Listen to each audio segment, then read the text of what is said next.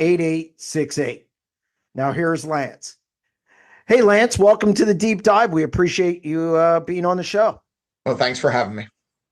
Lance, I usually start with their, person's career and take everybody through it, but we'll get to that in a minute. It's National Open Week, and it's one of your favorite events, if not your favorite event, of your career. You've won it, and it's pretty close to your heart. What is it about the National Open that really stands out to you? Well, it's our locals Knoxville Nationals. It's this. Used to be second or third biggest race in the country.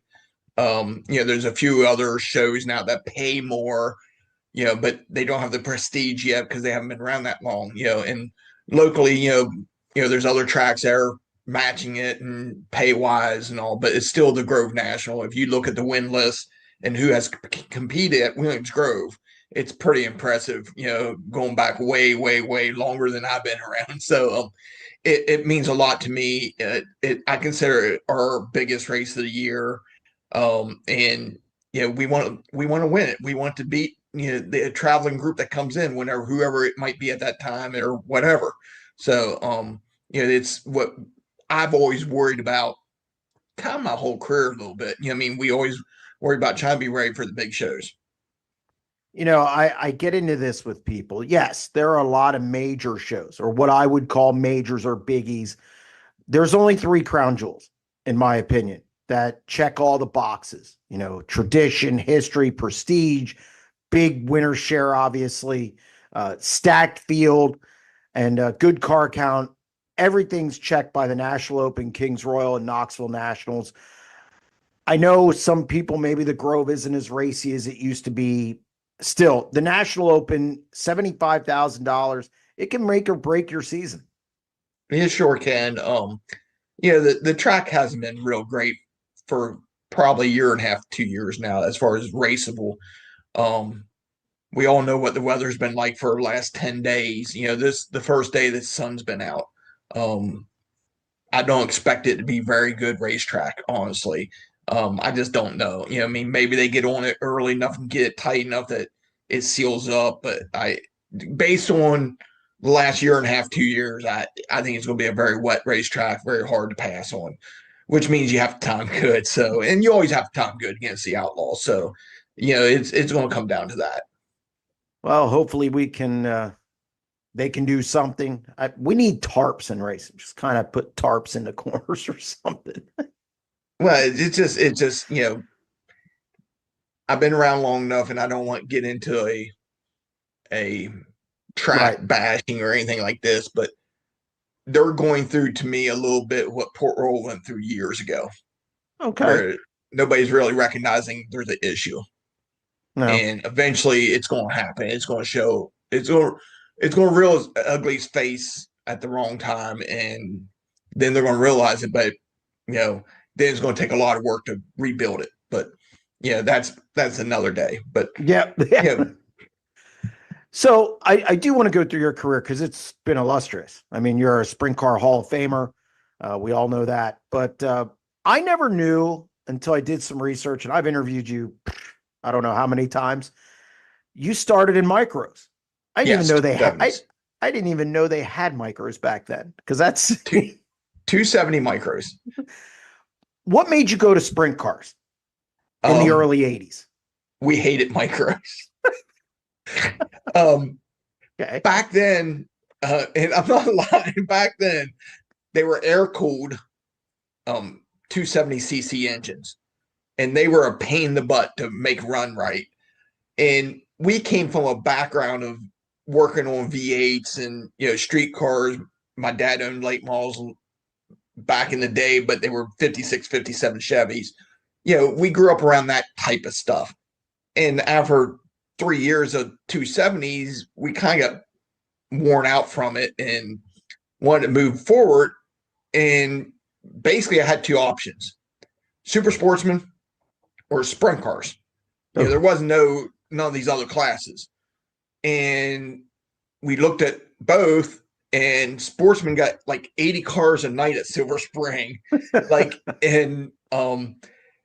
So we went the 410 route, and that back then wasn't considered 410, it was just sprint cars, and that's how we got started, and that's kind of where we've gone. And what's really neat about some of this, and a lot of people don't realize this, is I raced against Steve Stomley in a micro.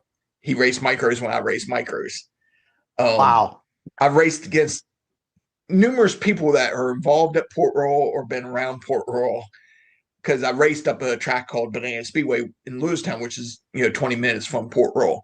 So I've raced against a lot of the people that are there now involved. So it's just kind of neat on how that takes a full circle and comes back. It took you a while to win your first race. I remember you running a car that looked like a jigsaw puzzle. I mean, it just it looked like a bunch of cars pieced together. You didn't have the big trailer, even. Back then, nobody hardly had big trailers. Right. We had open trailer. I mean, we didn't get enclosed trailer until the second or third year, just because, that's how it was. But yeah, but you say it took me a while, but I won a race. Other than my very first year. Yes, your second year. The second year, I've won a race every single year. You won in 1986 at Hagerstown. Yes. That was your first one. What was it that moment that you knew, hey, I can do this? Or, was that kind of like, I don't want to say an awakening, but did that kind of prove to yourself that, hey, I can win with these guys? Because wasn't a bad field. No, I don't know. We really never looked at it that way. I never really, thought, wow, now I can do this. We just worked hard at it. Back then we had nothing. I had 4 wheels, 4 shocks.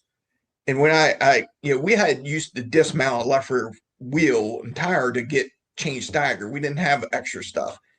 And, I look at where I came from and how you would do it nowadays. There's no way in heck I could ever do it now.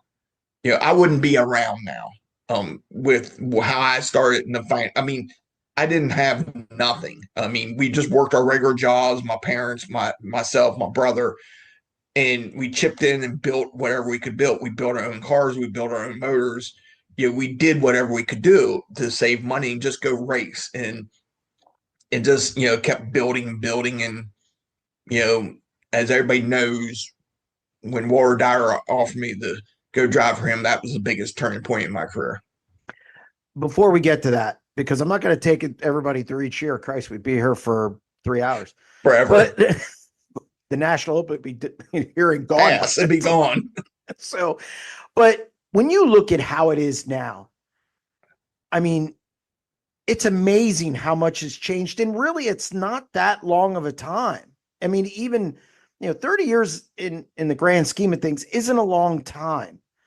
It's amazing how different it is, and how, I would say, I don't want to say it's more difficult now to get started because you have a lot of money around, but man, is it different? And you made the comment, you probably wouldn't have made it. No, there's no way. I don't think we would ever made it. We raced small block Chevys against big block Chevys back then. There was no engine rule. So, when I first started, there was no engine rule. I think in 86 or maybe 87, the Outlaws got tired of getting their butts kicked by Weikert's and Al Hamilton's big blocks. And they made a rule for 467 cubic inch rule. I'm not sure exactly what time frame. And that was in for a year or so. Then they went to a 430 cubic inch rule, which eliminated the big blocks because of the weight of them. And then eventually down the road, it ended up being a 410 cubic inch rule. It was a way different time. And I think it's harder today to win. I think it's harder today because everybody has such good stuff. Parity. I tell people this all the time, and I don't know if they truly believe me. Back in the 80s and probably early 90s, in time trials, the fast guy could be a half second faster than second quick. Second quick could be a half faster second than third quick. You could be a second off the pace and be in top 5, top 6. Yeah. You're a half second off the pace now, you're 30th, 40th. So I mean, it's a whole different ball game now. With everybody buying everything, and some aspects it's a little cheaper in some ways with the parts, but the engines and the tires and wheels stuff like that's gone so crazy now that it's a lot harder to me for somebody like me growing up starting that don't have nothing to end up sticking out long enough to get yourself a break that you need. Well, yeah, You you need have to money have now. some type of money backing you. Yeah, no, you need money now. You did get a shot though with Walt Dyer, 1991. Now you were in the Weicker car for how many races? What was that, How Jim? many races were you in the Weicker car? One? One for one. Uh, what was it like driving for him? Even though it was one race? Um, I it was just a one-off deal that a friend of mine, Gene Frankowiak, put together. I already was. We were already in the process of building a second car at Dyer's for me. And this is just a one-off deal. It was neat. It was cool to say I wanted one in for his car. Some people didn't care for how he was in Victory Lane, talk about having a real driver in it for Tux for 50 and stuff like that. But I knew that's how Bob was. He was a lot. I'll give a buzz real quick. 90% of the stuff he says in Victory Lane, I think, was just get people wound up. That you loved him or hate him, and kind of that type of deal. But he was wonderful for our sport. His family's still involved in our sport, which is great. And it was just one of those deals. And then the next week I was in the Dyer car and won in it. The Dyer car, you were in it for like 7.5 years. I think you won, I don't know, 130 plus races in it, national opens, world of outlaw events, big events around here, speed week titles. What was it about that car? Or what was about that combination that kind of took you to that next level? Was it Dyer bringing you along? Was it just a case of having better stuff, good crew chief? What was it that kind of propelled you guys and really propelled your career? It put you on the map more than, say, probably any car in your career. Well, probably the biggest thing was I got to race. If and I could look this up because my mom done a wonderful job of keeping stats for me my whole career, but I didn't race much when I first started. I'd run 20 shows one year, 15 one year. If we blew a motor up, we were done. Racing more helped me grow more, and just it was just a total team effort. And we just kept working on it, building on it. And when I first got there, he had one aluminum motor, one steel motor. By the time I left, we had, I think it was 6 motors. We just built it little by little every year. And and some of that is our success. Some of it was, knock on wood, I don't tend to tear stuff up. So you just kind of keep building, and it's easy to do if you're not rebuilding every week. So it was just they were like a second family to me. And to this day I'm really good with Bud, good with the whole family, and it just it was the biggest break of my life. You mentioned about not racing a lot early on. Like you'd run 20 races those first 1 year, and then if you blew a motor you were done, and that was your first 5 years were like that. How difficult was that? I mean, to sit on the sidelines and watch, and at a critical time in your career when you needed to improve by getting more seat time. Well, it was just what it was. I mean, it wasn't, there's nothing I could have done about it. So it just, it was part of it. A lot of it, we used to build our own motors. We didn't build them what you consider the correct way to make them last, but it's what we could afford. And we were fast at times, but then, eventually Bob Crowner Racing Engines did all my machine work. And eventually, with his help of knowing my situation, he built me a very good bottom end and, let me pay him as I could for it. And that was where I got to be able to race more, have more reliability. And it's funny because those engines that we built with the parts that we use ran fine until we start learning how to hook race cars up. Then they didn't like that too. So, but yeah, there's a lot of people, Bob Crowner, his family, Walt Dyer, that helped me start, that took a chance, I would say, took a chance in me. And, we did everything we could, and we got to this point. What ended that deal? Because then you end up in the Joe Haar's car. He was talking about getting out of it, for a year and a half or two. Yeah, and with Bud, you never knew if he was joking or serious. He was up in age. Mm-hmm. He was a Mason, so it was a rough life that he worked. I mean, he was the hardest working man I ever met in my life. I mean, at 60 some years old, he would put you to shame, how hard he would work. And I'm talking physical work. Right. So it just got to the point where, he kept talking about maybe getting out. And it just got to a point where I had an offer, and I felt like, and I'm not sure what he was doing anymore. So I felt like we needed to, move on, which was one of the hardest things I ever done in my life.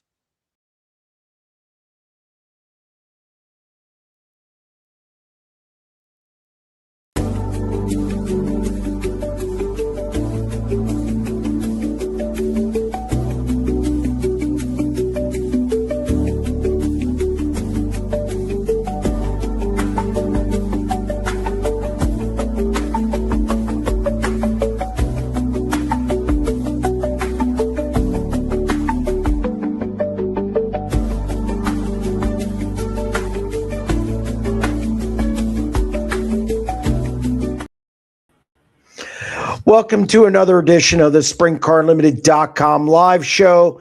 Thank you to everybody who's already in the chat. We'll take phone calls, your questions from the chat, and let's jump in. We can talk about still Dirt Car Nationals is lingering. We have the Hank Davis announcement. Talk today about TJ Stutz. It's going to run in central Pennsylvania, maybe duck in and out and go on the road if things are going well. But let's get to it. What you think about Hank Davis going high limit? A little surprised. Heard a lot about him possibly going World of Outlaw racing. And sorry, here, let me fix the camera. It's kind of hokey, and then I'll answer it. Okay, that's better. Okay, now we're good. Sorry. Thought he was going to go World of Outlaws racing. That's not what he did, and really, I thought that was a smart decision to not do that, because there's 17 guys already. And as I said this morning on the 90 at 9, I think that's too many. These series are built for 13 to 15 guys. You got to make money. So you start getting too many guys on the national tour. You go to places like Volusia, Knoxville, Central PA, California, in some spots. You're not going to make the field. You're not going to make money then. And tow money for rookies is, for the first half of the year, you get half tow money. You don't get full tow money. So I think that's going high limit racing made sense. My only thing is he's run 30, I believe 37 races or so, had 3 wins last year. I think that's good. Seems like he has talent, adjusts well to different types of cars. I mean, he was on the podium at Chili Bowl. He's won a prelim. My one concern is last year he was with 4 cars. The Dutcher car is also one that's seen a lot of butts in the seat. So my only concern is he going to stay there? Everything's great now, obviously, because it's the honeymoon stage, but does it last? So, again, I'd like to see him develop as a 410 driver. He's 22, from Oklahoma. I think high limit's the right spot for him. But again, does he stay there? Does the Michael Dutcher team stay with him through this learning process? So, but other than that, good move. Hank Davis or Tanner Holmes for Rookie of the Year? Oof. I think Tanner Holmes wins it because of the West Coast stuff. I think the 13's been out on the road for a while now. I think Tanner Holmes will do okay on the West Coast. probably the second half of the year when he's seen some of these tracks more than once. I think he'll improve a little bit. So I'll side with Tanner Holmes, although I do think it'll be probably closer than you think. But I have to go there. Also, we're giving Babs Motor Speedway tickets away to the Eagle Air Aviation $5 Keystone Nationals, which is June 7th. We'll give them away at the 8 o'clock, 8:30, and 9 o'clock, the half hours and hours. It's going to be two tickets to the first person who calls Eric and wants them. All right, back to it. Just waiting for the merch update. I haven't heard back from the guy. Maybe he's waiting for me. But I sent him a kind of what I was looking for. It's basically the same as last week. We talked, and I wanted to see what he came up with. I haven't heard back yet. Now, I was in Florida as well, so that might have been some of it. And obviously, beginning of the year, he's really busy with merch for other guys. So we'll see. 35 cars starting the year on a national tour. How many cars will end the year on a national tour? It's actually 32. It's 15 and 17. How many end? I'm going to say 29. I think you'll lose 3 somewhere along the line, maybe 3 or 4. So I'd say 28, 29. What are the chances of Lincoln running the icebreaker? I think it all depends what happens this weekend. I keep seeing this nor'easter thing pop up on social media, but you really can't believe anything on social media. It's not official news or anything like that. So despite what people may say. But I do think it depends on this weekend. It depends on saturated grounds as well, because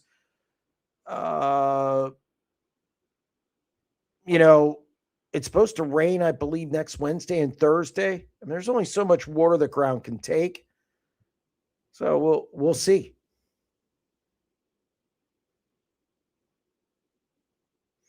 What do you think of Macri this early in the season? Looks really good. We just, Ryan Hand and I just taped the podcast, and I'll release that the next day or so.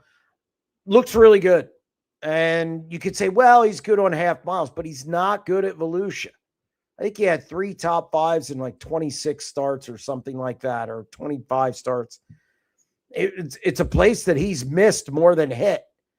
So for him to go down there, have just time well, race well, battle David Gravel at the end. He lost the lead on the last lap of the finale, diamonded it off the corner, and shot down the backstretch and took the lead the last half lap. It's a move that he saw during the 360s that he could execute. I think Anthony Macri is going to win double-digit races again. He'll be in probably the top 8 or so in money, depending where he runs. But he's going to be in the top 5 or so in wins. So I think he's an elite team right now. And Volusia doesn't make your season. It doesn't really say what your season's going to be. I mean, you could be bad at Volusia and still be good the rest of the year, or be good at Volusia and be bad the rest of the year. But it's definitely a great start, and I just think he's going to ride that throughout the season. The icebreaker is right around the corner. Any early picks for the weekend, assuming we get it in? It's a draw show. So it's going to be who draws in the first couple rows. I think you got to look at Dietrich. I question whether Dietz will be there. There has been some talk about possibly going down to Volusia again. Anthony Macri, again, heard he could be going down to Volusia again.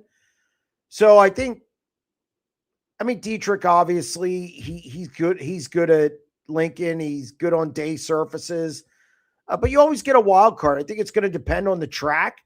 With as wet, it's going to be wet no matter what. 40. I guess I saw the long range forecast is 48 degrees, partly cloudy or mostly cloudy, whatever it is. And then on Sunday, it's 43 with a chance of freezing rain. So I don't know. It's a draw show. It's a crapshoot. I mean, Raymer, all the usual suspects, but sometimes you have a wild card get in there and win. So it's a tough, like I said, it's a crapshoot. Why did Rico Volusia? I assume you mean didn't run Volusia. Was it to add exclusivity to High Limit? No, it had nothing to do with it. Ricky Warner was dealing with an injury in the offseason. I believe he had hip surgery. And I think people also need to accept that. What is the benefit of going to Volusia? You're not racing for more money. I mean, yeah, it's $20,000 the final night, but so, I mean, you're going to go down there. The air was great. So, higher chance of blowing a motor. Get your season off possibly on a bad note. Volusia really doesn't mean anything for points. If I wasn't running World of Outlaws, I wouldn't go down there. Not that, but for them, I talked to Ricky a few weeks before, and he was, he's recuperating from that, working on cars and stuff, but he was laid up a little bit with the hip deal. So that's why Rico didn't go. Or is part of the reason Rico didn't go. But no exclusivity. They're going to race. High Limit encourages them to go out and race other things. It's the beauty of High Limit. You can race within the series and you can run where you want to outside of it. They're not going to stop. They don't care. So, no, it was totally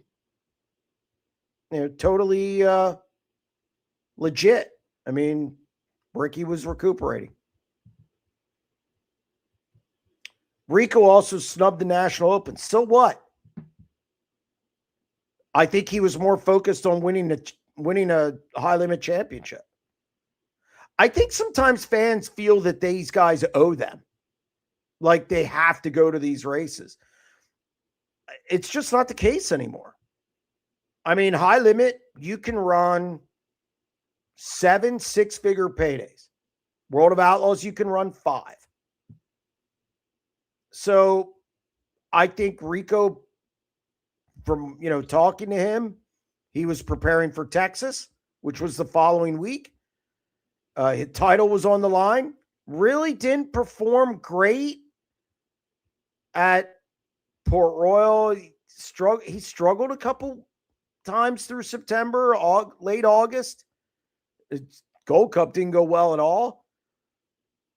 I think he just felt that why run the National Open and jeopardize and then go to Texas the following week. So I think he just prepared for the end of season and it paid off. He won both of them and walked away with the title. So like I said, the Volusia thing is,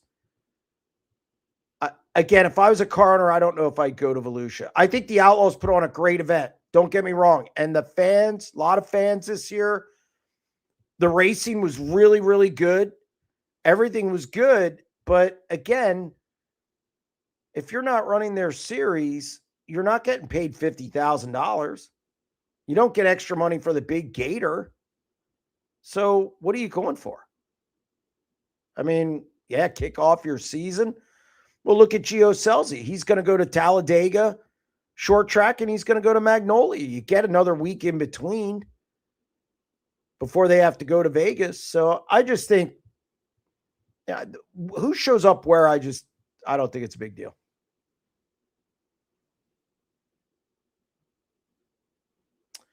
Have you been keeping up with the Olympics? If so, your thoughts? Yeah, I mean, I'm keeping up with the hockey part of it, especially. It's unique to see all those NHL players, the stars of the NHL. They're all-star teams for USA, Canada, Sweden has a pretty good NHL squad.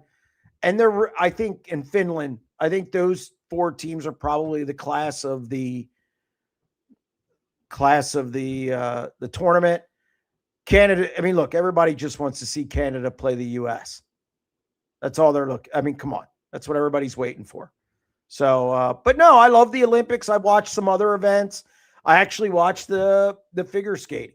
As much as my problem with the figure skating is that it's so, I just, it seems a little political sometimes. And I don't like when there's no set way of judging, it seems like. But I watched a bunch of events and I really like the Olympics. I think it's fun to watch. Hockey especially. Over under 19 wins for Rico this year. Under. I saw a comment in there from 007. Yeah, no, I didn't say he owes it, but I think a lot of fans believe that. And they feel almost slighted. And I think the bigger picture for Rico was winning High Limits title. I think that was the main focus. You know, the National Open, I mean, let's face it, Williams Grove sometimes has a reputation of not passing. So if you're, you know, it's just, you know, it's situational. Now, I thought the racing was really good, especially for the National Open itself with Baylog, Sheldon. It just, again, I just think Rico was focused on that title. Curling is the best. I saw the cheating part of it. That was wild because there wasn't. All he did was touch it with his finger. It was, and there were never cameras in that spot, but Sweden, I think it was Sweden, they put cameras there because they knew they were doing this. I thought that was a very unique and great story. So, what do you think about Marks letting Heath go? A lot of people think it was a mistake since they won a lot of big races together. But to be honest, he didn't look terrible at Volusia. Look, I don't know what all went. I don't know what all went on there. Brent thought he should have made a change or needed to make a change. He made the change, right, wrong, or indifferent. I think Heath brings experience. I think Heath is going to do wonders for Cy Lynch. I think he's going to bring something to that team that it doesn't have, which again, they need that experience on the road. They need somebody who's been out there for a while. Heath has. He's been with KKR. He's been with a lot of different organizations. You know, he was with Larson Marks Racing. So I think it's great for Cy Lynch. You know, everything runs its course. Coaches should be let go. You know, sometimes before. Look at, you know, John Harbaugh should have ended it with the Ravens probably 4 years ago. Tomlin, probably 4 years ago. You know, it just, the message just doesn't resonate. And the same can be said for racing personalities after a while start to clash or whatever. I don't know all of the reasoning behind Marks's decision. I was told that at a point after that maybe Heath was asked to come back. Not sure if that's true or not, but again, it just was time to move on. And I think now Cy Lynch is going to benefit from it. Brent Marks showed speed at the end of the year at bats. Wasn't bad at Volusia. He had the one night that was subpar, but other than that, he looked decent. So we'll see how it all works out. The beauty of it is we get to see how it unfolds in front of us. And they're both with High Limit. Bob on line 1. Bob, how are you? Well, got a cold, but besides that, it finally gets some ice back here in the middle 60s. friends out playing golf, and I catch a cold. But what I was wondering, do you have any thoughts on like Reitzel and Whitall staying down there in Australia for so long? Not really. I mean, I'm not surprised. They have deals with their teams, and I mean, why not run down there? The money's good down there. You're not racing here. Whitall doesn't have to race here probably until the series starts, maybe. And Reitzel really doesn't need to be available until maybe a couple weeks before High Limit kicks off. So I'm not surprised. I mean, other guys have done that. So yeah, they both started off kind of slow, but they've been running pretty good here the last few races I saw them. Yeah, I mean, Reitzel, of course, winning the Classic, that makes your whole trip.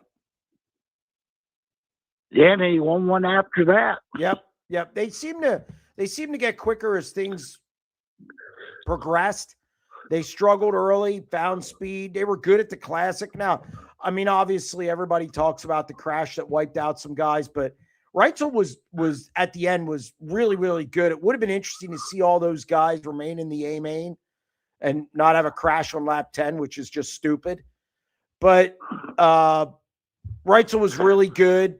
I'm going to be anxious to see how he performs this year. I'll be out in Vegas, and I'm anxious for this to see that battle between him and Rico, and can Courtney shake off a really bad Volusia, from the 410 side, and just Reitzel to stay healthy. That's the big thing. Reitzel not to get injured a couple times. Yeah. The one race I was kind of laughing where Ian Matson and Kading got in a wreck. Yeah, that was I can't remember who it was, but they talked to one of the drivers and he said, well, the same two damn fools will get in a wreck every race. Yeah. Just caused another one. Yeah. I saw. Yeah, it seemed a little early. But look, that's going to happen. Oh, yeah. Well, I got to get off here and blow my nose. All right. Well, you take care of yourself. I will. Thank you. Yep. Thanks, Bob. Bye. All right. What else do we got? I like how we say it was only 20,000. Yeah, 20,000 anymore.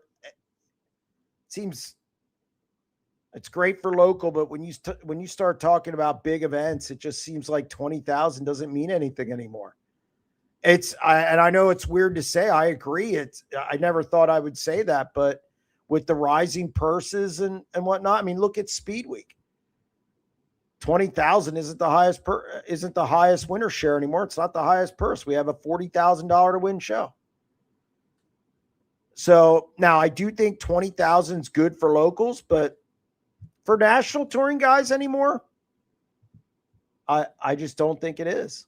And that's not me. It's just going by what the market is. The market is on the national level has increased, and this is what we got. It's hard to believe. Besides Newton and Williamson, do you know of any other Australian sprint car drivers planning to race in PA or other regional tours? I think Attard. I think that's how you say it. I think you'll see the Attard come over. Well, you're going to see McFadden. McFadden's coming over. He's going to run Pennsylvania. So I think you're going to have 4 or 5 guys. Jamie Veal usually comes over. He stays toward the West Coast, I think, but I think you could see Jamie Veal come over again. So, yeah, I think you'll have about 5 or 6 guys. What makes Volusia so different? Banking, track size, surface. Well, the surface used to be the surface. It was very sandy. And they'd say you're not going to see a surface like that the rest of the year. This year it wasn't as sandy. They got a new surface. They got more clay in it, and it seems to race like old Volusia. So now I think that changed some things. Same guys are going to run up front, except for maybe Macri, who has struggled in past dirt car nationals. But Buddy, I mean, your three big guys other than Macri were Gravel, Buddy, and Carson Macedo. So, Logan Schuchart was spicy again down at Volusia. He's always pretty good there. I think it's the speed you carry. Obviously, you're below sea level. The air is really good. All those components factor into that. So, but they kudos to them. They got the surface really good, and it was racy throughout the week. Good stuff. Pete on line 2. Pete, what you got? Tanner Holmes, Hank Davis. Which one? I'm taking Tanner Holmes because of his experience on the West Coast. I think he'll perform out there. It's tracks he knows really well. I think it's closer than expected, though. I like Hank Davis. My only, I just wonder, he was in 4 cars last year. The Dutcher car goes through a lot of drivers. So I'm worried about that mix, rightly so. But I would say Tanner Holmes just because of his experience on the West Coast. I think he can put some good runs together out there. Yeah, I probably have to agree with you. I would also mix in the level of equipment. I'm not for certain about the Dutcher outfit, but obviously, Tanner Holmes is in good stuff, and neither of them are super well traveled, but he does get the nod as far as, where he's been. Yeah, I think Hank Davis has the potential to adjust quicker. It seems like, just based on his, career. But yeah, I would agree with that on Tanner Holmes. I think the other thing, as far as equipment, I know Dutcher's purchased Jason Myers' engines. He purchased some engines from Jason Myers. So I don't think equipment is going to be a problem for the Michael Dutcher machine. Okay. Yeah, I hadn't heard that, which I don't know how I would have anyways, but I did not know that.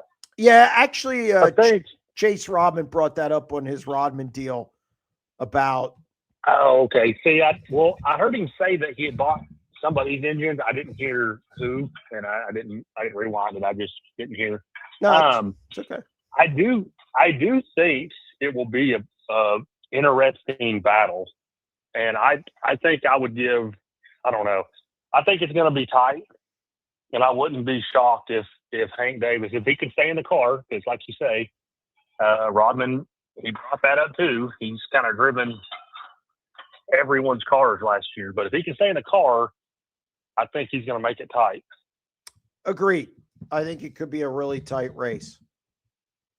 It could be, it could be pretty compelling.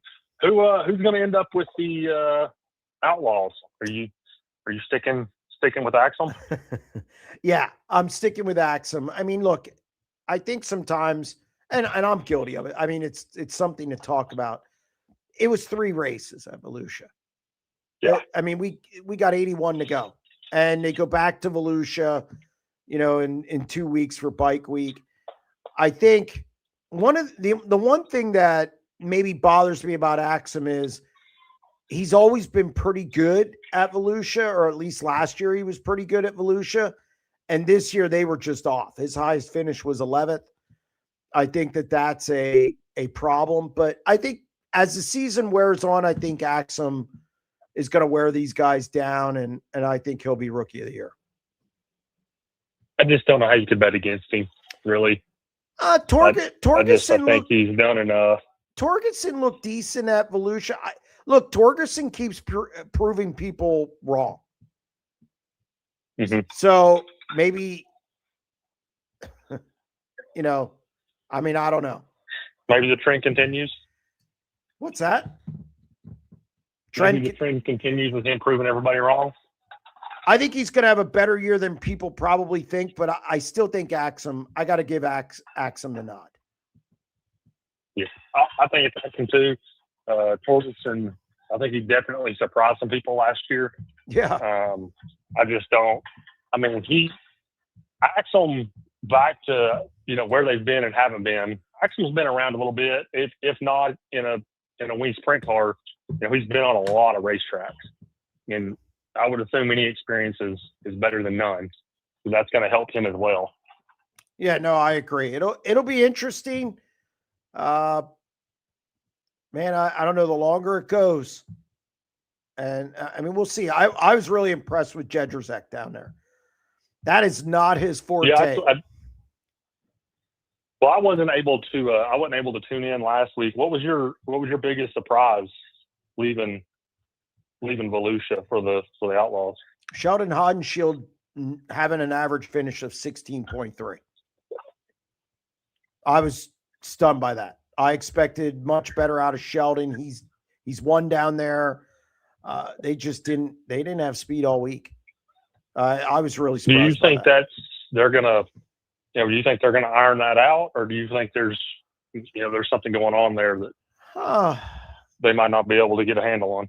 No, I think they'll get a handle on it. I just think you don't want to be that far behind in points. Whether you're not that he's going to battle for the win in the points, not the championship, but you're still going to battle for fifth. You're battling for fourth, fifth, sixth, in that range. Donnie got a decent start. Logan Schuchart got a decent start. I like Garrett Williamson. I think Garrett Williamson. I like him a lot. I liked him last year.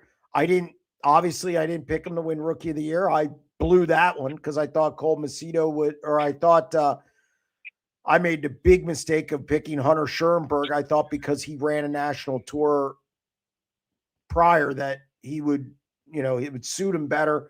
I was wrong. But Sheldon needs to improve. I think he'll improve. I think it'll be better when they go back in 2 weeks.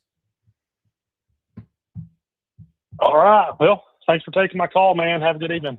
All right, Pete. Thank you very much. See ya. Yep. Do all 17 teams get tow money in World of Outlaws? I remember a time only the top 10. No, they do, but the rookies only get, I don't know how that works. They only get half. The rookies only get half for the first half of the year because they want them to stay out there. They don't want them to give them full tow money, and then obviously they jet the series. So they wait. That's how they do it. But I think the way the tow money works, everybody gets it now, I believe. But it's tiered how much you get.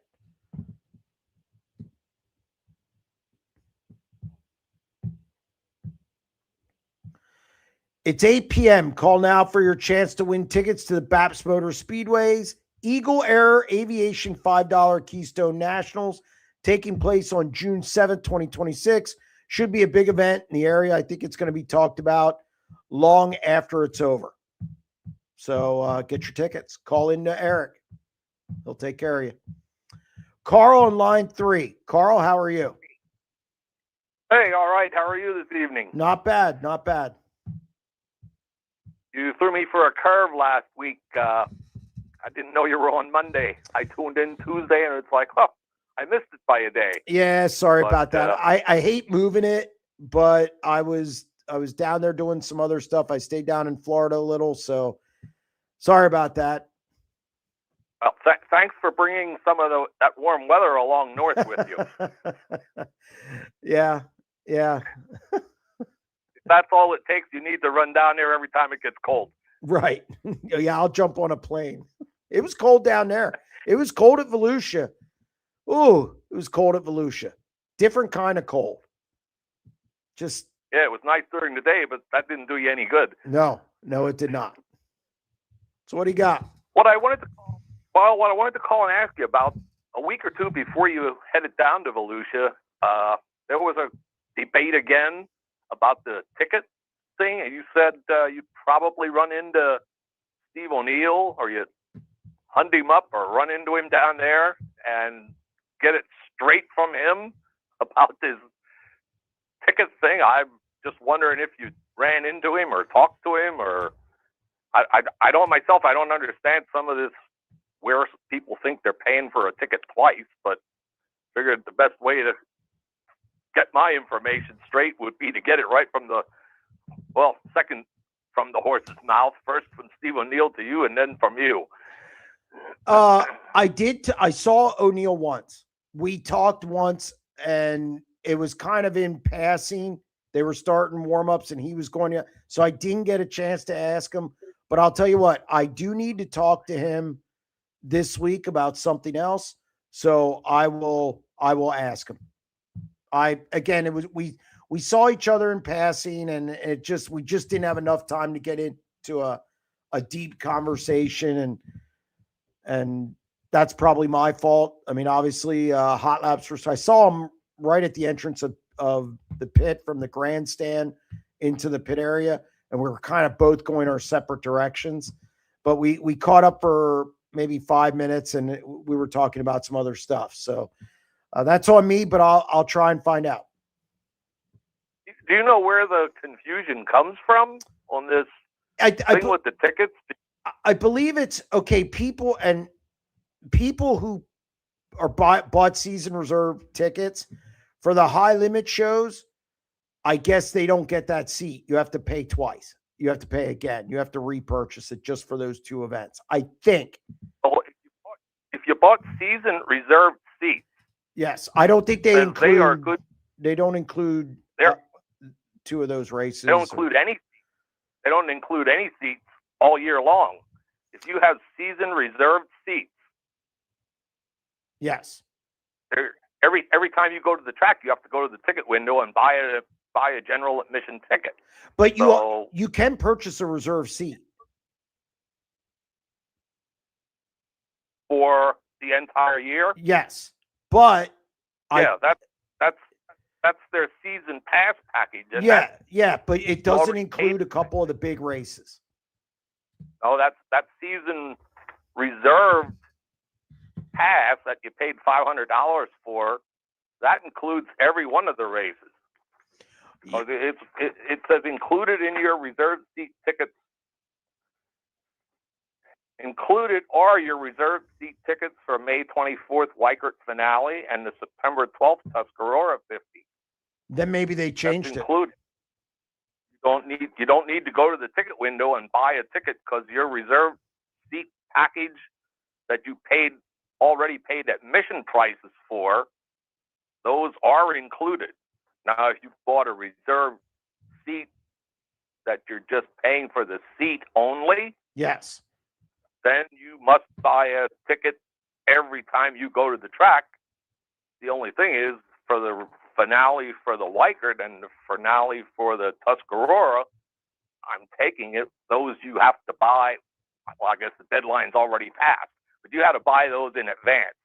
But my understanding was if you had 4 season seats, these are your 4 seats for the year, you must buy a ticket every time you go there. And you don't want those 4 for the Tuscarora and the Weikert. You can just buy 2 of them. Yeah. They'll sell your other 2. Right. But I think I think what people were mad about was the not that big, the bigger package. I think that some of the lower packages, I don't know. I mean, look, I know last year was a big blow up over it. I don't know what they changed in the off season. The most I can do is ask Steve about it. What the hoopla was about. If I remember from last year, I think the blow up might have been because people had, let's just say my wife, me, and we had 1 kid. We went to the races on a Saturday night. I only had to buy 2 tickets. I had already had those 3 seats, but I didn't have to buy 3 tickets because the kid got in for free. But for the Tuscarora and the Weikert, they were going to make anybody buy that 3rd seat. So you would have to pay to get your child in. It was more than that. There was more than that going on. I never heard anything about a child. There was something else going on. I thought that. Well, they I think didn't they drop the whole thing last year? at some point they just like threw up their arms and said, "We're out of this." I know this. It sounds way too complicated. Just so Yeah. so I mean, look, I have to call O'Neill anyway, and then I'll ask him about it. Yeah, because I know that deal for $500 or whatever it was when you could buy it, that included a ticket for every race that wasn't from an outside source. Like if the Right. super short track series came in, that they kind of leased the track, I guess. Yes. Yeah. So No. they weren't going to honor. Yeah, it seems very complicated. What isn't complicated these days, right? Well, I mean, nevertheless, but I'll check with him. So you got to see some good racing down there. It was good. It was good. I'd like to make that trip again sometime.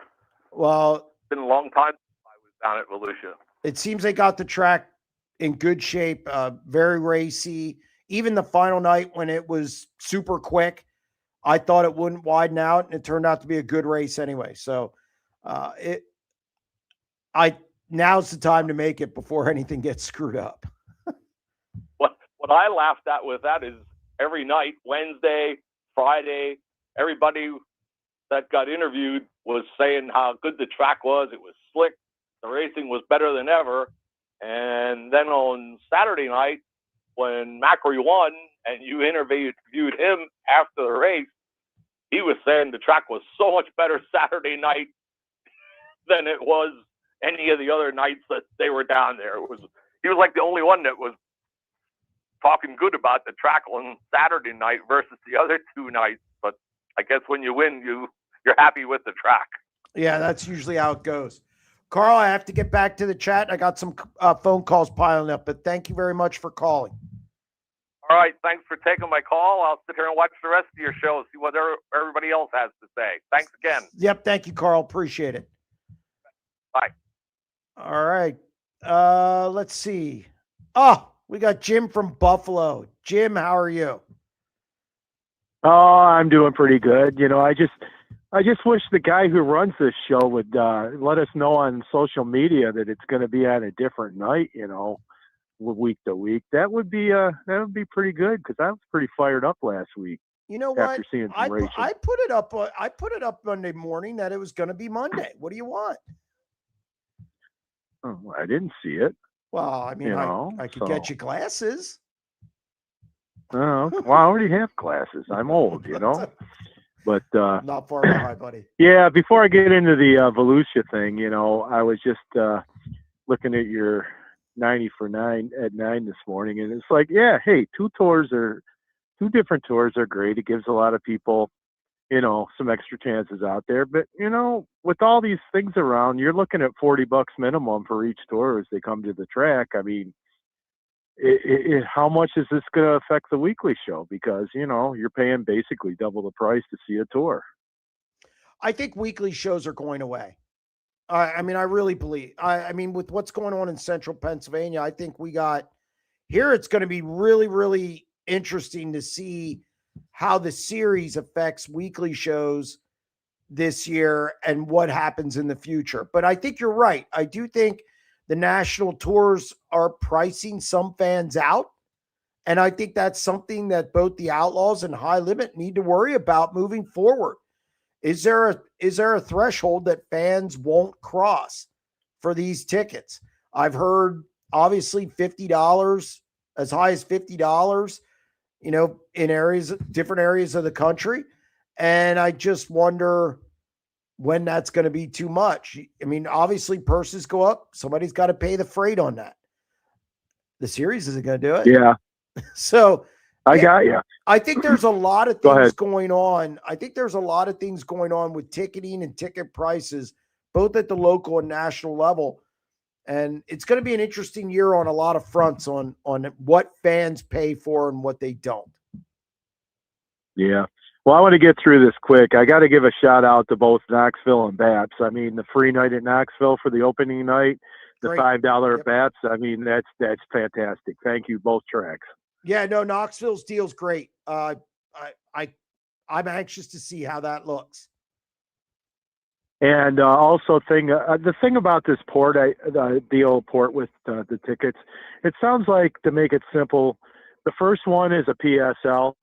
You pay for your seat, and then you buy your tickets, just like in the NFL. Yep. And then the second one is like the big dollar one is like an all-inclusive one, kind of, I guess. You get your seat and you get your ticket.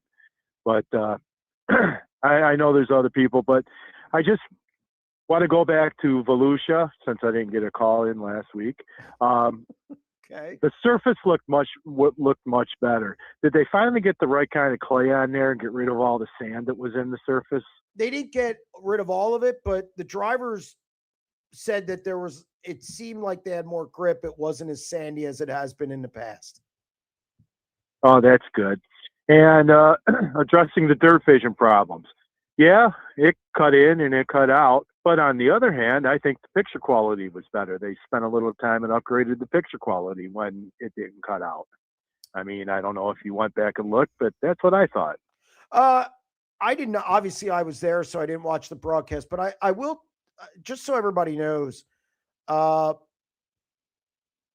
then I have to move. I have to get. We're apparently jammed up. I'm getting told by Eric, but when it. All right, don't even comment on it. Let me get through the other things, and I'll nail them. Number one, I think the 1A is going to be the Rookie of the Year because of team experience. I love Hank Davis being on tour. I think Holmes will be fired after the Kings Royal, and go Sabres. Keep up the good work. Bye-bye. Thanks, Jim. I appreciate it. And I will answer your question because, well, it is my show and I feel like it. And I think it's good. When your thing's buffering, it's your internet. It's not at the track. Because people got to understand that your internet changes by the minute. There's interference, whether it's cell phones. I live in an apartment, so all the stuff, interference around me, your internet fluctuates all the time. So buffering's usually on your end, not the pay-per-view's end, because it's fine when it's coming through. As far as Volusia, terrible cell coverage, terrible internet. It's not great.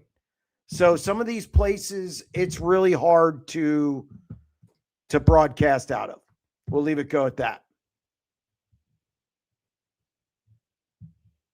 Daniel on line 4. Daniel, how are you? Hey, I'm doing good, Jeremy. How are you doing? Not too bad. What do you got? Good. I was just wondering, do you think with how many guys are committing to these national tours, do you think it's going to pose a threat to the regional tours? I mean, I know it kind of already has, but I mean, who's going to sell tickets for them if everyone's running the Outlaws or High Limit? I don't look. Of course, if you would have told me there was going to be 32 guys this year, I wouldn't have believed you. So, I'd like to think that it'll help the regional tours in that I think it's going to hurt locally more than anything. I think the weekly show is going to go away. Eventually it's just going to go away. Yeah, I don't foresee there being enough draw, especially when you have like a touring series in Pennsylvania now. You got the IRA, you got NARC, you got the All-Stars. I mean, it's pretty much covered. And their training grounds, I mean, let's face it, the regional tours are feeder systems at this point. I think basically now we have NARC, IRA, then you have the Attica Fremont Challenge Series and All-Stars in Ohio. And now you have our series here. You have Power Eye down south in the Midwest area. You have every area covered now with a regional series. Yep, you even got like MOA's way up north. Midwest Open Wheel Association. Absolutely. So I don't. Yeah, I just wonder. Oh, sorry. No, go ahead. I just think that now if these guys drop off, I think they're going to go to the regional series and that helps them. But the regional series will still be strong. I think they'll be fine. Yeah, I think the one region I'm most worried about is probably California. Because, like, if you take away their top 3 guys, it's kind of iffy on Like, I mean, I don't watch a ton of NARC races, but it doesn't seem like most of the drivers are super well known nationally. So I feel like it'd be pretty hard to sell tickets without a couple of their main guys. And I feel like a lot of fans are pushing for like guys like Macri and Sanders to go on the road, but I don't think it'd be good for the overall environment of sprint car racing if they did. Yeah, I mean, for Macri likes to sleep in his own bed and he likes to duck in and out. And for Justin Sanders, he has a lot going on in California. I know he does shocks. I know he does. He bought a house and is building a shop. I just think for some people it works. For some people it doesn't. And if you can earn, it makes me.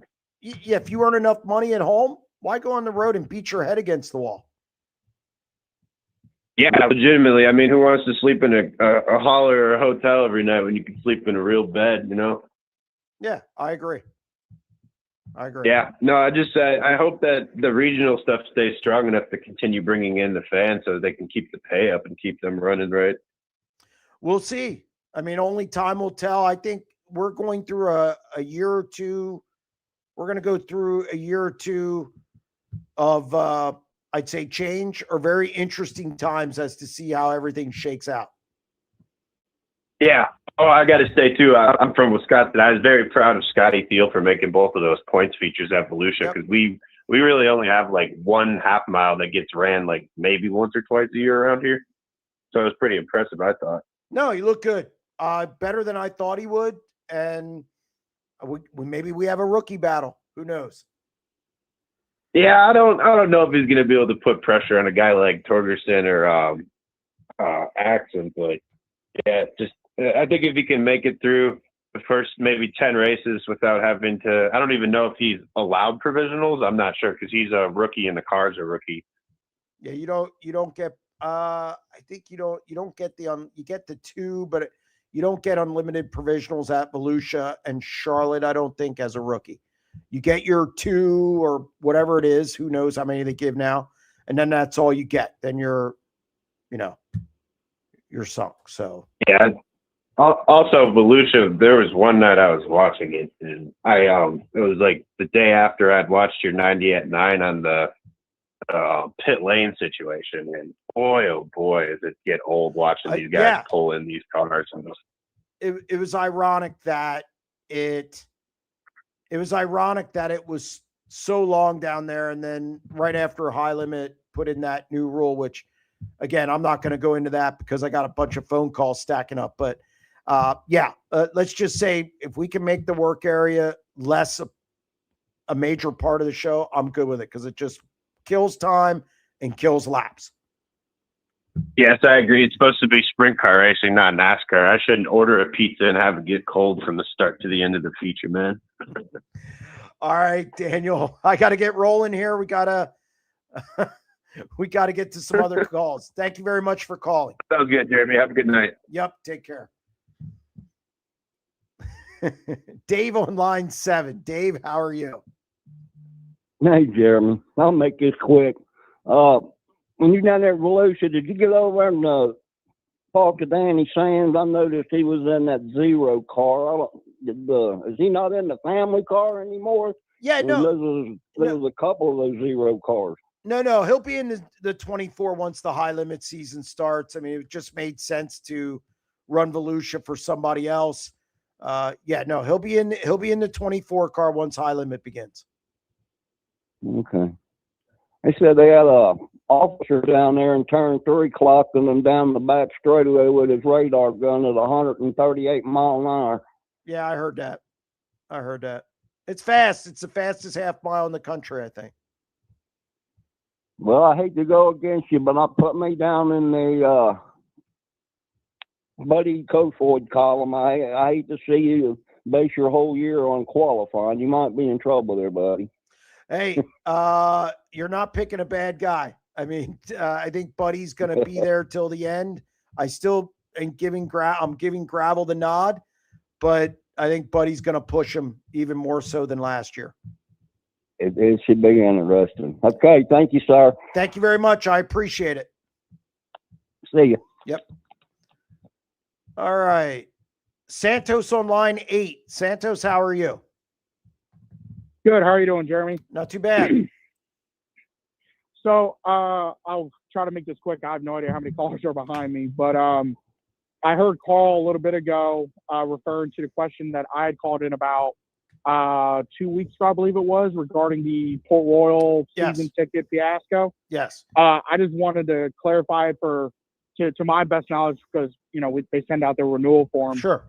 The reason, from what I understand, why a lot of people are outraged, and it's the same exact base model as it was last year when they tried to roll it out, which is, except this year they did their ticket packages, which is stupid in itself. But regardless, if you, for however many season seats you have for the final nights of the Weichert and the Tusky, you have to double down and purchase them again. And it doesn't include GA. It's just to reserve that seat for those two final nights. Oh, okay. And then as far as it goes for the ticket packages, I think it was like $500, and you would get a season pass, and it included one seat.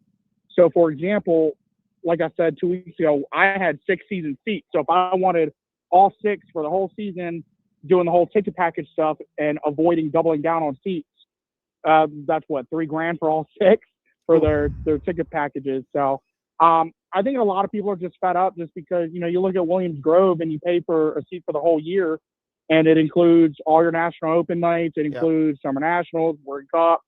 I don't have season seats at Lincoln or Bass, but I would assume it's the same concept for their big nights. So I think that's just why people are a little upset there. And really quickly, I'm also curious to know there's been a lot of backlash with the whole local streaming stuff regarding pay-per-view rather than subscription. Yep. I don't personally understand the backlash, and I'm just curious to know, because I know SprintCarUnlimited TV was a pay-per-view model. So I don't see how a subscription is good for the longevity of like local streaming, whether it be for you or for whoever else. I can clear that up by saying, with our deal, it's sharing revenue with the track and giving the track their fair share. It comes down to that. I mean, they got a piece of every person who purchased the broadcast. And to me, they didn't get a set amount of, say, $50,000 a year or whatever they're paying the track for the year. Because that's what happens. The streaming services pay the tracks a certain amount for the whole year. And we don't do that. At SprintCarUnlimited.tv, it is a pay-per-view, and we pay, based on how many, the amount of people watch it, that's what they get. So they get a big piece of that. So for us, it was protecting the tracks. And also, let's face it, if you pay $200 for 25 races at a track, well, that's less than $10 a ticket. In our deal, we set the price higher than ticket price because we want people to go to the track. Doing the pay-per-view model, we did it to protect the track and give them their fair share, because if they're not around, we're not around, fans aren't around, competitors aren't around. So that's why it was that way. But the fans pay more. Yeah, I mean, but go to the track. If you don't want to, then go to the track. Absolutely. No, I'm pretty much in the same boat, and I continue to argue with people night and day, and I think fans are so fixated on like convenience / like the amount that you get for what you pay, versus realizing that this is meant to be an option, not a substitution or a replacement. Right. In regards to, if you can't make it, cool. You now have an option to still watch the track or watch the race, and you pay the same price as you would as if you were to go, or like you said, or a couple bucks more than if you would have went to the track. So I just don't understand all the backlash, but I guess that's today's era. But I will let you go. Thank you for taking my call. Glad to see you had a safe trip in Florida, and can't wait to hear the rest of the show. All right, Santos, thank you very much for calling. Appreciate it. All right, we have Neil on line 10. Neil, how are you? I'm good, Jeremy. How are you? Okay, hanging in there. Thinking about my 90 at 9 later. Oh, all right. So hypothetical. Anthony Macri runs High Limit and or World of Outlaws same year. automatically rookie of the year, first choice? Slam dunk. Slam dunk? Slam dunk rookie of the year on either tour. And I think if he ran high limit, I think he'd get if he ran high limit, in the 2-year cycle, I think he'd get a franchise. I have no doubt in my mind that he would get a franchise. And I think it's a mistake that he didn't do it a few years ago, because I think he'd have a franchise now. All right. Other point, talking about weekly racing, and I think you're completely right. The business model of weekly racing is completely dead, because it was based on the $10, $12 regular weekly show. No offense, but listen, racing was built on blue collar people who didn't have a lot of expendable money, and going to the races was an affordable way to entertain your family. And we have to pay these astronomical purses that unfortunately the fans have to support, and you can't support $25, $30 a week shows. And it's just a vicious cycle we're in. And I think everybody's right where it's dead. Well, now here's the interesting thing in Central PA, and I'm glad you brought up this topic. This year is going to be interesting because you have series races that'll probably be in the $30 range. Your weekly shows will be 20 to 25. So do people care if a series race pays $6,000? You're going to see the same guys in both. So wouldn't you go to the regular weekly show? It's cheaper. That's the only thing. I don't know what direction this is going to go this year. It's going to be very interesting to see how this series affects the landscape with weekly shows as opposed to not weekly shows. And unfortunately, I think the series is putting the nail in that coffin, because you're right. Why would I pay an extra $5 to go to Williams Grove to see all the same people I would normally see at a weekly show? So there is no value add right now to what they're offering with the PA Posse series, which is unfortunate, because I think they had something that they could have made work if it was consolidated more to maybe 25 races, and you knew you'd get guys that would leave Port or Lincoln to go to the Grove or vice versa, right, and maybe get 8 or 9 different cars. Agreed. I think, or maybe, and I'm not saying this would happen, maybe you get an all-star guy if you work it kind of around the all-star schedule, because the all-star schedule is only, I believe, 36. I think it's 33 or 36 this year. If you could work it around those, maybe you can entice those guys to come in, a couple of them, maybe Caleb Henry, Cale Thomas. Cale Thomas has run here before.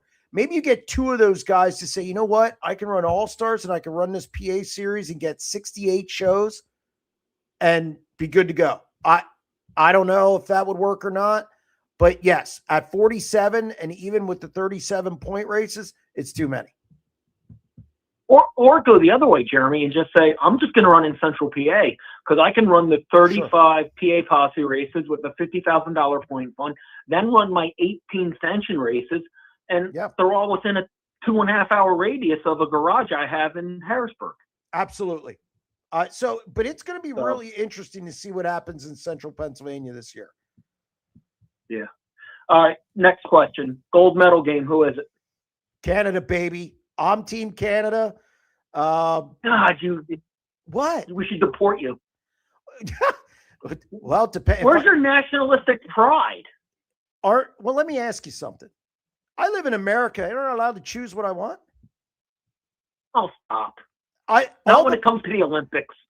Red, white, and blue, baby. I like all. The problem is my favorite players play for Team Canada. Yeah. No, I will say the U.S. guy, I like Eichel a lot. But I don't like him as much as Connor McDavid on any planet. And I like McKinnon. I love watching. I love watching a lot of Western Conference hockey. I think it's more entertaining. And you have Celebrini, McKinnon, and McDavid. Come on. I'm not saying Western hockey's like the WAC in college football. It's wide open. It's definitely, it's definitely a different game. Now, next betting odds, Lincoln opens on time. 40%. Ooh, that high. Yeah, I think they want to surprised. I think they want to jumpstart their pay-per-view. I think they have a lot of things they want to jumpstart that first week. I think maybe they try a little harder to get it in, but it's going to depend on what happens this weekend. Yeah, like I just looked at the weather, like maybe 9 inches of snow on Sunday in New Jersey. So that'll be interesting. Yeah, you're in Jersey, so. All right, who do we have for the dive this week? For the dive? Yes. I don't like saying beforehand. I'll tell you what, I'll text you. Oh, all right. Thank you. All right. Later. Yep. Take care. Yep. Bye. Bye. All right. All right. It's 8:30. Call now for your chance to win tickets to the Babs Motor Speedway Eagle Air Aviation $5 Keystone Nationals. Takes place June 7th. It's going to be a big event. Again, give Eric a call and we'll ship some tickets out to you. James on line 11. James, how are you? Hey, how are you? Good. Good. Hey, my wife and I are going to be making our first trip to central Pennsylvania, like the end of July, 1st of August for the World of Outlaw races at Baps and Williams Grove. Yeah. And we were looking for ideas as far as tips.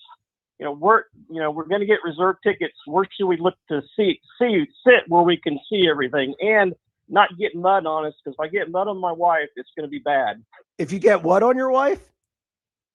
Mud. Oh, look, at the Grove, you're going to want to get up as high as you can. You get a good visual there, but you got to get high up so you can see over the haulers. They have them in the infield. Baps, you can't go wrong. There's no, you want to sit toward the flag stand. As close as you can get to the flag stand and just up, there's not a bad seat in the house at Baps. They don't have anything in the infield. They do have a Jumbotron there, so you may want to get up a little bit, but closer to the flag stand at Baps, and you're just going to want to get as high as you can at the Grove. Okay, perfect. Any other tips for a first-time visitor?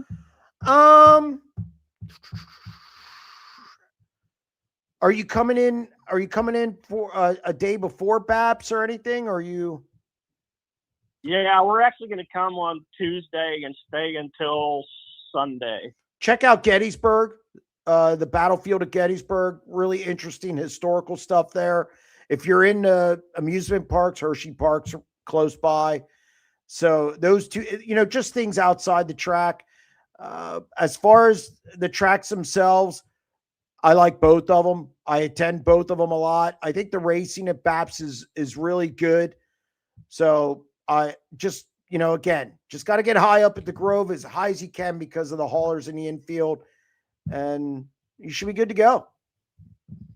All right, we'll do. Hey, thanks for the info. No problem, James. I appreciate it. All right. I think Eric's working overtime tonight. He's struggling over there. All right. Congrats to our 8:30 p.m. winner, Alex Robinson. You won 2 tickets to Babs Motor Speedway. We'll ship those out to you shortly. Okay. I think we're probably backed up in the chat. Oh, no. We got Joe on line 12. Joe, how are you? Good. Calling from the great Sprint Car Island of the state of Washington. There you go. First time caller, long time lurker, and first year subscriber. Oh, I appreciate that. Got a question for you. We'll get deep first and then we'll get easier here. Do you think we're at the pinnacle on a national stage wise growth for sprint cars? If someone wanted to pump, let's say, 50 M's into the sport of the national stage, where in the heck do we even go from here? Huh. That's a very interesting question. That is deep. I think right now, okay, and this isn't going to be popular with some people. I like the franchise system. And the reason I like the franchise system is because guys are getting something. Okay, they're getting something throughout the year. They have a tangible asset they can sell. Go ask Jason Myers if he feels good about selling his charter/franchise. He was able to sell. So I think you pump money into that. I think you try and make this sport sustainable for the car owners and the drivers. The drivers are making money already, but for the owners especially. Now, what that looks like, I mean, I think they got to be able to get their money back. You got to be able, for sure. And I think the other thing, I think Chase Rodman just said, use the money to update racetracks, but then you're not giving it to the National Series. But I agree. Both series race at some dumps. Both of them do. And absolutely. So I do think, and here's the other thing.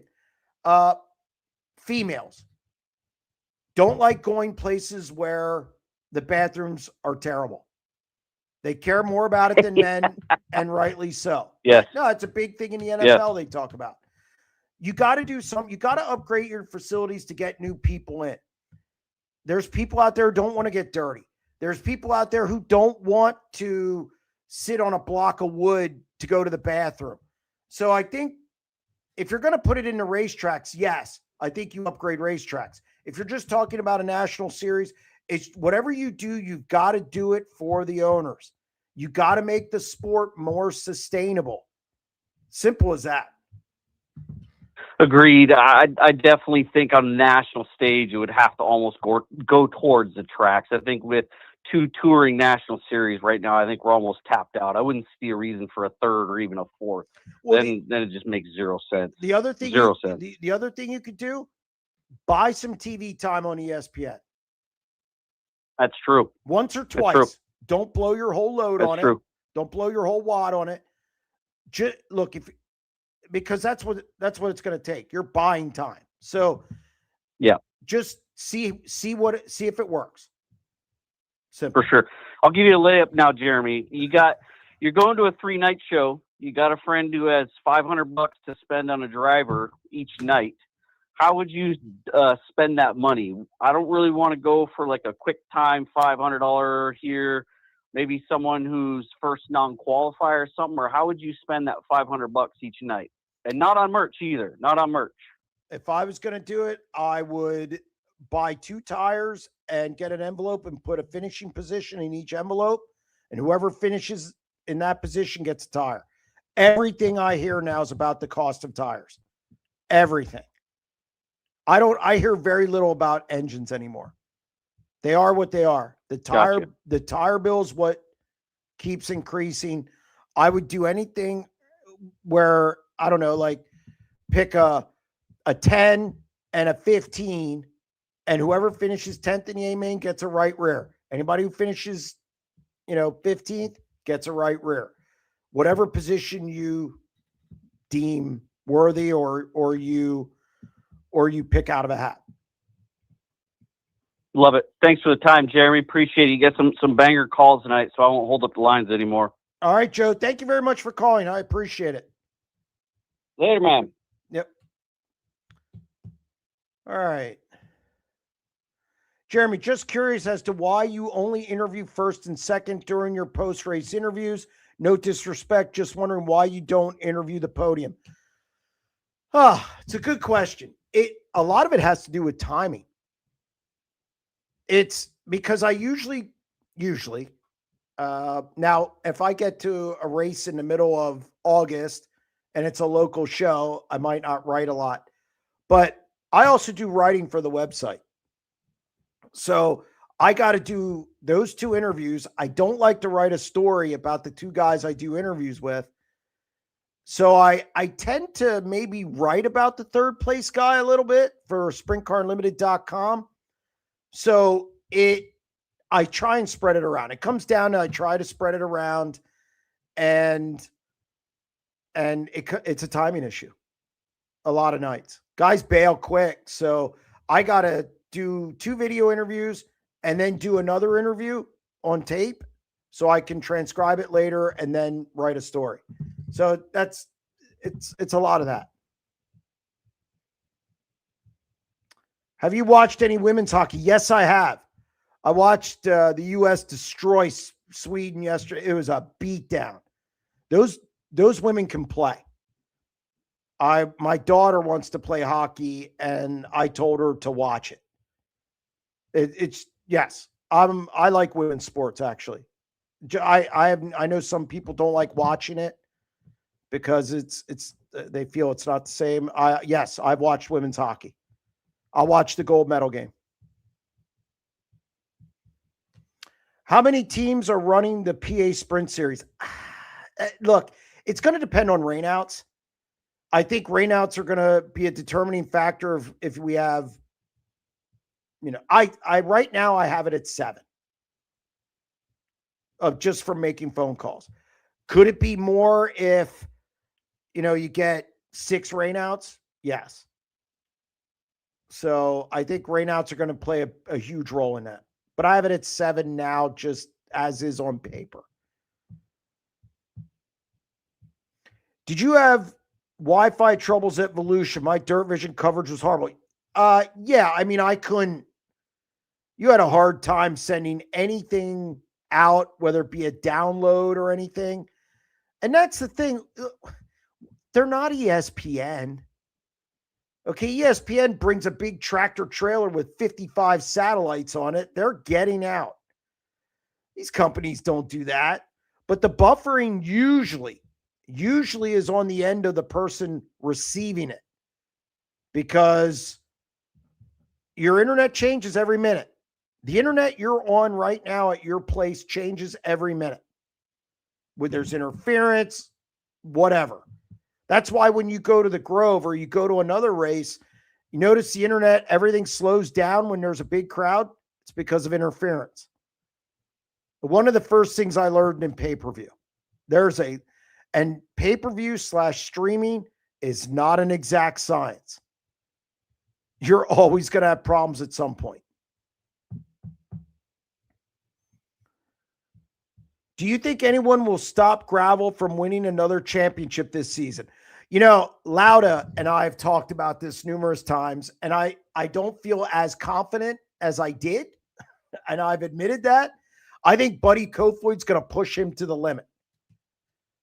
Now, the one thing David Gravel, I think, has over everyone else, he times well. He's almost always going to be in the first 4 rows.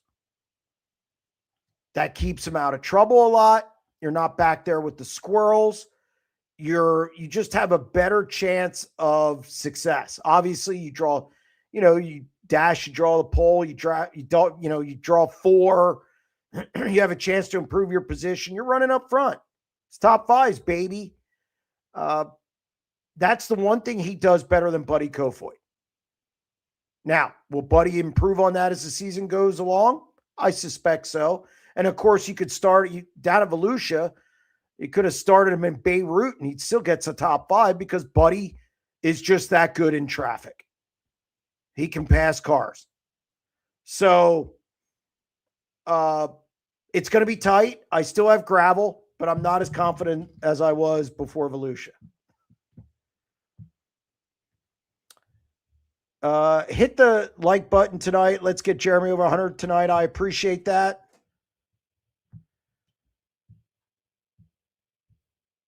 Jeremy, have you seen a video of Cody Jacobs yelling at a Woo official? Yes, I did see that. And I think, now look, Cody gets animated. Cody's not wrong. Cody is not wrong. These races should be based on 30-gallon tanks all the time. And I guess the World of Outlaws race director, he was hard to hear. You could hear Cody, obviously. But I guess supposedly he said he wasn't part of the decision. I don't know how the race director can't be part of the decision. That'll never make sense to me. So whatever happened down there, I thought Cody was right. Absolutely. Ray on line 15. Ray, how are you? I'm good, thanks. Yep. What do you got for me? Well, what I have is I'm just curious your opinion. Central PA, we have say Macri. That's a homegrown, home-owned team. We have Marks, a homegrown, home-owned team. You have DJ Stutz and Raymer. You know what I mean? They're their own teams. They own themselves, their own drivers. Yet, sort of far as I can tell, that hardly exists in the rest of the country, does it? I just find that interesting. What do you? Everybody else, like all your West Coast, you know, they get their fine drivers, but they're never from home. You know what I mean? They're always somebody out there. I just find that interesting. Your California guys, you look at Kofoid, Selzy, Rico, Kyle Larson. They're all from California. Yeah. They started out there. Right, but they wound up driving for someone other than their, what I call your own. Oh, your own team that you own. You follow what I? Yeah. Okay. Now I get it. Well, I mean, I just find that very interesting. Yeah. I mean, now Raymer drove for Eichelberger for a couple years. Yeah, for a little bit. Yeah. Yep. You know, that is interesting. I think there are a lot of guys in other areas who do have their own. I mean, Brian Brown, it's his own. There's guys on the West. There you go. There's I wasn't thinking of him. Yeah. There's guys on the West Coast who do too. DJ Neto is one. Okay. You have Golubic drives for his father-in-law. Okay, that's close enough. Yeah, it's close enough. It's close enough. I think the problem is you just don't hear about them a lot. In Central Pennsylvania is the center of the sprint car world. I don't care what anyone says. That's what I think. Yeah. It is. Yeah. And I'm actually surprised more aspiring teams don't come to Central PA and camp here all summer because you can race all the time instead of running all over the world. You know what I mean? So whatever. It's just a thought. You know what I mean? Well, I do think you're going to see more of it. I do know of a California driver. I know two California drivers who wouldn't mind running here. Now, whether they do or not, I don't know. Their number has been passed around a little bit. I'm not going to go. I'm not going to go into who, but yeah, I think the money. Time will tell. Yeah, I think the money here is better than any place except for Knoxville, and you can only run Knoxville once a week. And just and the schedule. I mean, I would think the schedule wise, you can run all the time if you're in PA, but you can't. So that's all. I don't know. It was just a thought. I thought you needed a call, so that's why I called it. Well, Ray, I appreciate that, but yeah, I just think it's a case of people not hearing about it a lot, and we hear about it here because those guys then hit the road. Logan Schuchart, Brent Marks, Anthony Macri now. Right. So yeah, you got a point there. Yes, you do. So all right, okay, all right, Ray. Well, that's all. Carry on. All right, thanks, Ray. I appreciate it. Good. Tell James on line 11 to visit the Eastern Museum of Motor Racing. Okay. What else do we got?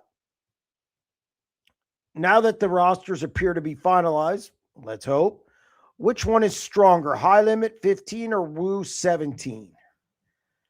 I get this question all the time. Look, at the top, it's the Outlaws. Yeah, the big three. Okay. I do think there's depth. There's depth in High Limit. I also think High Limit's younger. I believe it's younger. The Outlaws are pretty young too. That's one thing. The national tours, they have youth. But it's close. It's close. I do think the Outlaws are stronger up top. So that's the best way to answer that. They're stronger up top, and then you start getting down through, I think it evens up pretty quick. So I guess that's Outlaws. What tracks will you be doing streaming from this year? I will not be doing BAPS this year. And I guess there's a chance I won't be doing any. I do not know what's going on with Speed Week. It's definitely been a trying off season in regard to that. So it's a question I wish I could answer. I'm hoping we can keep the other races we have, but time will tell.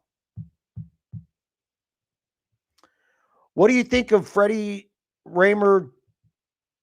Does he have a better season than last year? Thoughts? I think it depends on his schedule. He's not good at Port Royal. If he runs the series, he's going to have to go to Port Royal more. He struggles at Port Royal. So I think that could affect his season. I expect him to be better. I expect him to be better at Williams Grove. That's where I expect him to improve the most.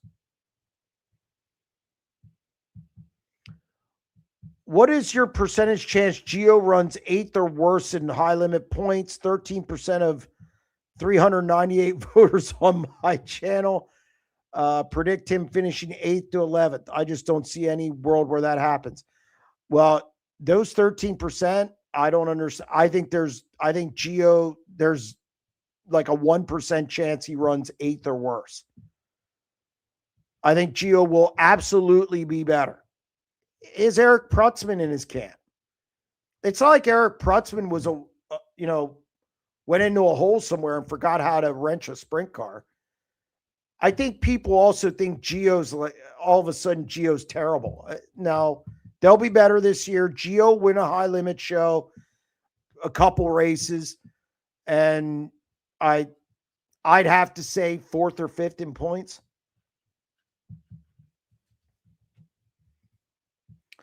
Track work between the B main and feature is killing dirt track racing. Let them race without. I don't know if that's what, I don't see a lot of it. Central Pennsylvania, you don't have a lot of it. You don't see it a ton. I don't see a ton of track work. Spritz the top, run it in and go. So I don't think that's what's ruining it. If you take the history out of the Grove, still the premier track in PA with on-track product. Okay, if you take the history out of Williams Grove. I think Baps puts on fabulous racing. I think so. I like Baps sprint car racing. The track has character. It is a 4/10, as they say. Port Royal puts on some really, really good features. So those two tracks, to me, is where I've seen the best racing consistently. Do you think the 17 GP made the right decision? Yes, I do. You don't want to be the 18th car for the World of Outlaws. You're not going to make money. You're going to be the 18th car. Whereas if you run high limit, again, you get to run a shorter schedule. You get to run other tracks. You can go to Knoxville and get laps for the Nationals, which is huge. Obviously, good paydays down through, even if you don't make the A main on Saturday. You get to, the high limit schedule is just a lot better for that team.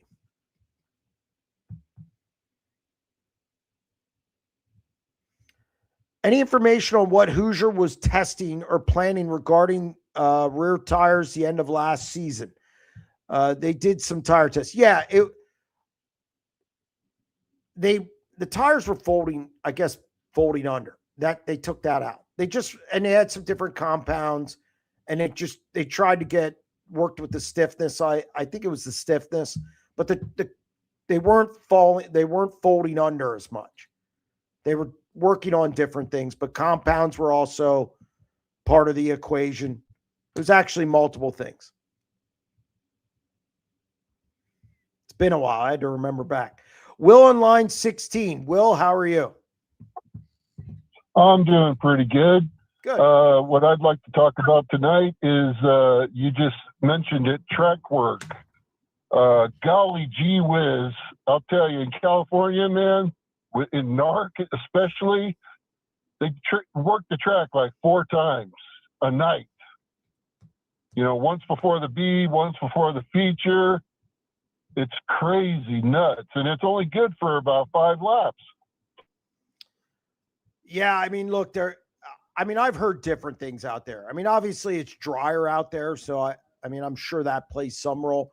I've heard track prep before the race isn't necessarily as good as it is in other areas, and that's talking to some drivers. It's not the case at every track out there, but I have heard that in regard to some tracks out there.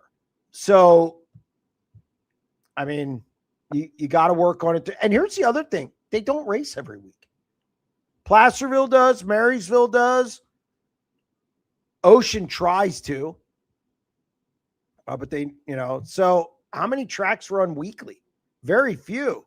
So you have all these weeks in between, and you have to wonder what goes on those weeks. You still got to prep your track.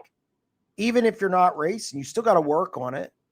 So, I mean, I've heard a lot of different things from drivers out there, but yes, you are correct. They're not worked on probably during the week, like say a central Pennsylvania track or some other tracks around the country. Yeah, I think that is the case. I don't think a lot of the tracks, especially the ones that aren't running every week, I don't think they work on their track until maybe Monday at the week of a race. Yeah, it makes it difficult, man. That's difficult to try pull off that. Well, that's why you get dust, crowds getting dusty or they're getting mud. It's either one or the other. It's dusty or it's wet. No, it sure has character. I will say that. But that makes those guys better too. Sure, it puts on a better show. And that was one more thing I wanted to mention was, I think it's kind of ridiculous, and I really want to hear your opinion, is you're paying $40, $50 to get into some of these races, and the guy wins it from the front row. How entertaining is that? Well, I mean, look, I've seen guys win from the front row, and it was a great race. I'm not going to disagree with that, but it's not on, it's like every week you don't see anybody pass. It's like Tony Stewart. It's called racing, not passing. Well, look, and I know there has been some criticism of the racing, and I know guys point to tires. They point to, I hear tires more. Again, I hear cost. When I hear cost, I hear tires. When I hear the racing's bad, I hear tires. It seems like tires is the crutch for everything. Now, I'm not saying it's wrong. I'm saying that's what I hear. So, yeah, I agree. I mean, you got to have a good product. You got to put on a good race. I don't care where the guy starts. I care if it's entertaining. At Volusia, we had a mix. We had guys who won from the front, but the races were good. And then you had guys coming through the field as well. You had a really good mix of both at Volusia. Volusia was, I don't think you could ask for more. I agree. I watched that race all 3 nights, and it was really racy out there. Thank you for taking my call. No problem, Will. Thank you very much. All right. Think it's smart for TJ Stutz to stay local over doing the Outlaws. 17 seems too many.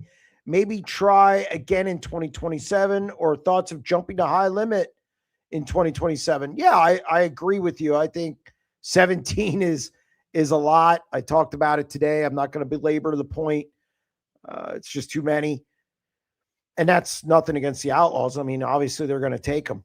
But yeah, I could see him maybe try high limit. I don't know what his plans are going to be in the future. I don't know how long he's going to race, to be honest. He still has some years in him, though, so we'll see what happens.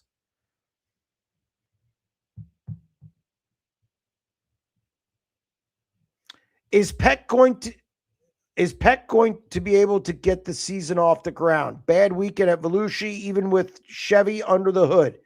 Your thoughts? Yeah, I mean, it seems to go in spurts with that team. That team is streaky. They'll have a long stretch of bad runs, and then they'll hit on it for a few weeks and be decent, win a couple races. It was like that with Corey Eliason. So, yeah, they have some work to do. They definitely have some work to do. I don't know if they were trying different things down at Volusia. I do know they had the Chevy in. They had some mechanical woes. And why push it at Volusia? You're not running for points. I think we'll have a better gauge on Peck after 3 races at Vegas and 3 races at Central Arizona. You got 10% of the schedule in 2 weeks.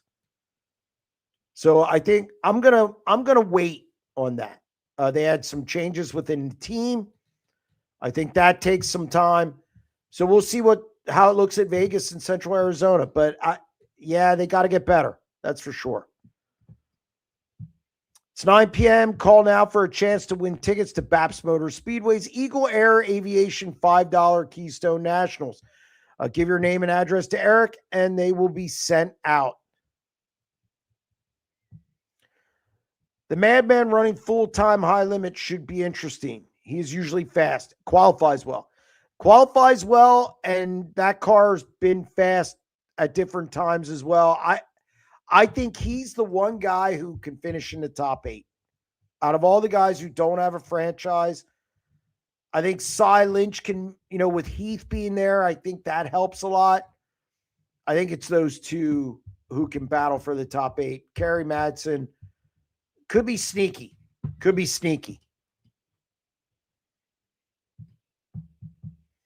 So did Gravel get shoved into the wall, or did Logan spin him into the wall? It was a racing incident. It really was. Logan had an incredible run off turn 4. Gravel was at the bottom and was coming up the track. You don't have mirrors in these things.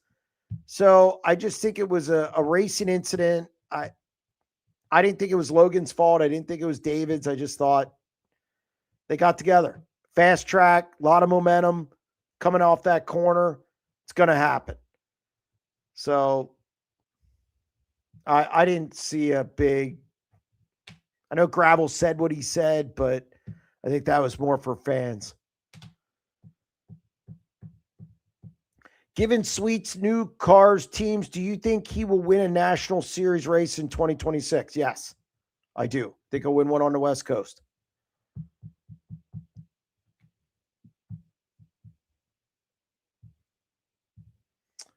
Who's driving the Trone car this year? It's JJ Loss.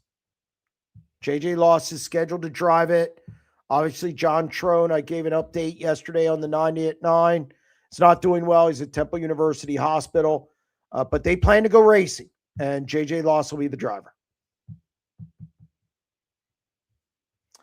Will we see Corey Day run some sprint car races in 2026? Yes, we will. About 25 to 30 probably, as they fit around his schedule. But yes, he will be in a sprint car this year. I'm a fan of Brent Marks. I find it very strange that in all his interviews, he does not mention Alan Murray. What happened? Who is this Logan that's part of the development program? Alan Murray's no longer with the team. He's no longer a part of the team. Logan Fenton has taken the spot of Alan Murray. Logan Fenton owned Skylar G's car when he was with the World of Outlaws. Obviously, they split. Logan Fenton was looking for another opportunity. Brent Marks was looking for another person to join the team. They got together. They decided to do his deal and start a development team because, let's face it, sprint car racing doesn't have that or a lot of that. And that's what they're going to do.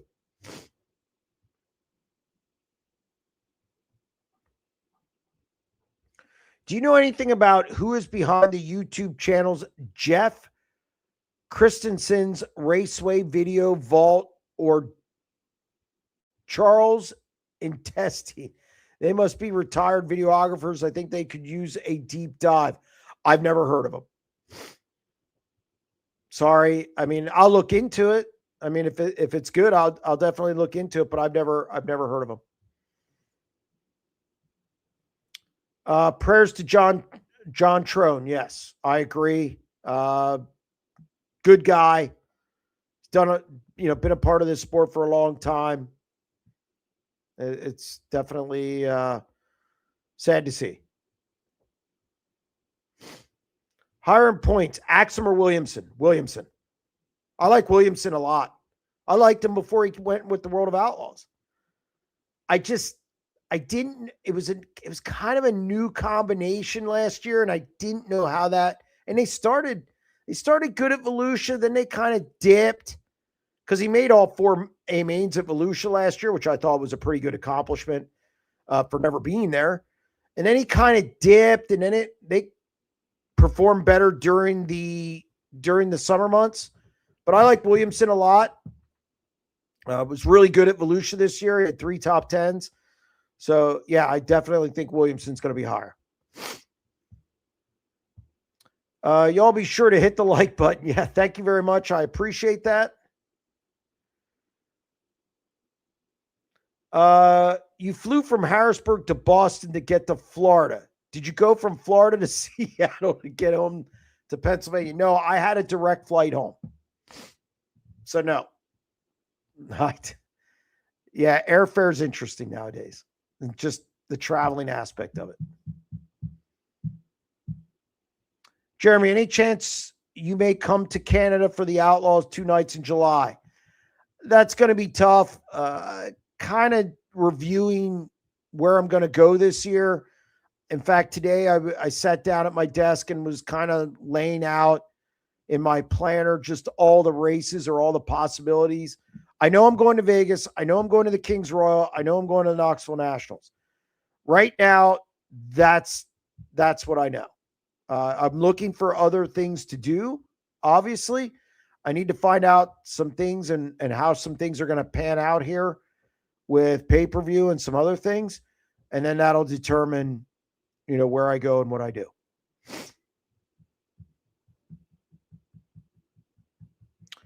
What is the best area and places to stay near Volusia for the Dirt Car Nationals? Ormond Beach is good.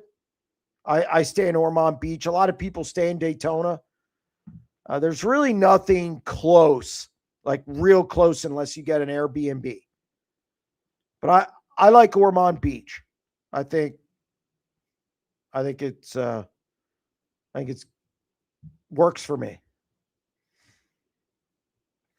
The April and June Woo shows at Knoxville are going to have huge car counts thanks to high limit scheduling around those dates. Again, it's one of the reasons the things I say about their schedule. They look at what's going on. They want their guys to run Knoxville, get laps there, and they're able to do that.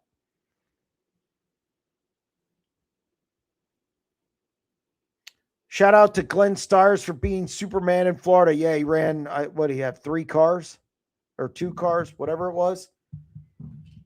Put Danny Sams in one. Jeremy, when is your next race? Depends when Pennsylvania opens on weather. As far as traveling, I will be at Las Vegas. So if Lincoln runs next week, I'll be at Lincoln. If it doesn't open, whatever, if the following week, if there's a local race to open the season, I'll be there. And then after that, I'm going to Vegas and then I'll come back.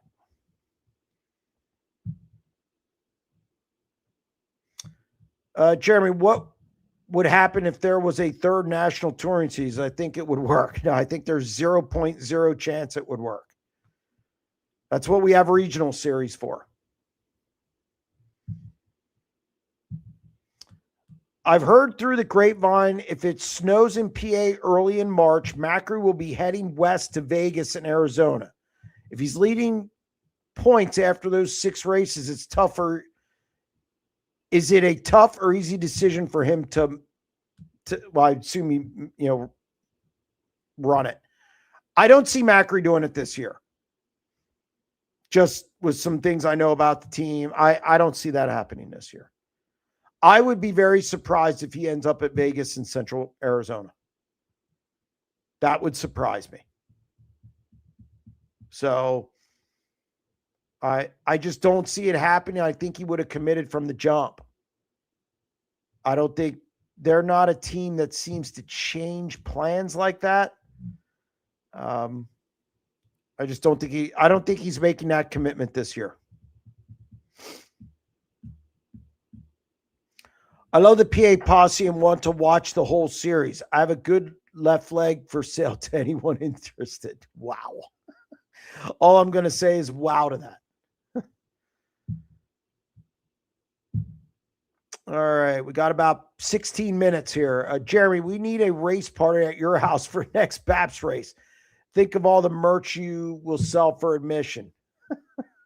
I don't even know what that means.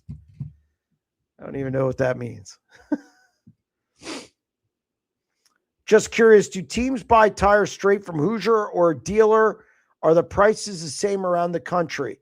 Yeah, from what I gather, that it's pretty standard on the right rears for 410 sprint cars. Guys do different things. Some guys buy them from Hoosier. Other guys, they'll go to the track and buy a bunch.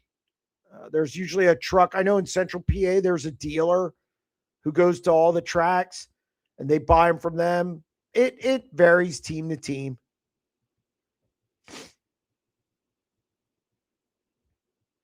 Jeremy, from your experience, what is the most fans will pay for pay-per-view? Oh, I think it depends on the event. A Speed Week show, like I've had Speed Week shows, and they'll pay more for a Speed Week show. You're getting a better car count. It's a bigger event. There's different factors that come into play. I think, let's say the Front Row Challenge. If the Front Row Challenge was pay-per-view, I think they'd pay as high as $35, $40. And the thing is, you don't need 10,000 people to watch it for the track to make good money. We could talk about exposure, but last I checked, I can't pay my rent in exposure dollars. It's a fictional number because nobody knows what it is. People say exposure. Well, that's great, but nobody can tell me how much that's worth. So therefore, it's fictional. It depends on the event. If it's a local show, they might go 25. If it's a show like Speed Week, they might go 35. You get past that number, it better be a bigger show, like a significant show. That's just my experience. Can a woman make it in the NHL, seeing how well the women play hockey? No. Sorry. Look, I've covered sports a long time. And I'm all for women. I watched like Caitlin Clark. I watched Caitlin Clark when she played at Iowa, and I watched even a couple WNBA games. Is it my favorite thing to watch? No, but I don't watch the NBA at all. But Annika Sorenstam, probably one of the best women golfers, if not the best women golfer of all time. I believe her highest finish in a PGA event's like 97th. Great golfer. The problem is women can't create enough torque to drive a golf ball as far as the men. The men outdrive her. In hockey, if you're going to have checking, you've seen fights and checking in hockey. It's just not going to end well. So it's no disrespect, but it's just no.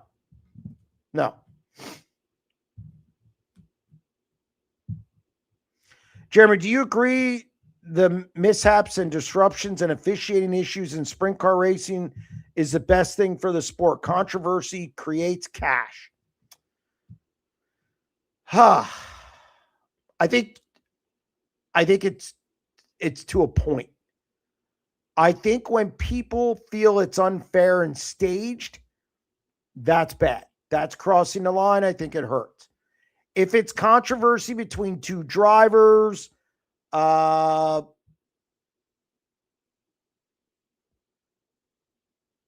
maybe jumps or, but I think if you get unfairness into it, I think if you there's a threshold you cross where it doesn't work.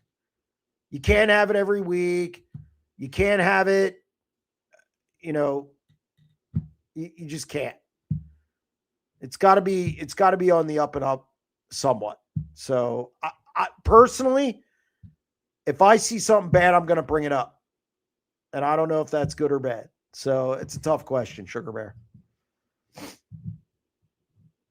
What do you think of Tyler Reddick winning the Daytona 500, making Michael Jordan a winning car owner now? Doesn't he win at everything? I'm not surprised. He demands excellence. The only thing he wasn't good at was being an owner in the NBA. And I think the reason is because he expects that's what he's great. That's what he's best at. And I think he expected players to be like him. And if I was playing for him, I would try that. But athletes today don't always think that way. So I think the only thing he's ever failed at is being an owner in the NBA.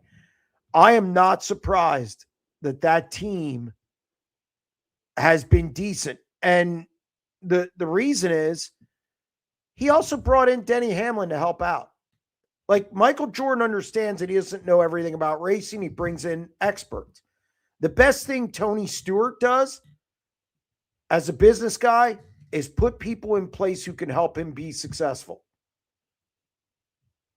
Same with Michael Jordan. So I'm not surprised at all.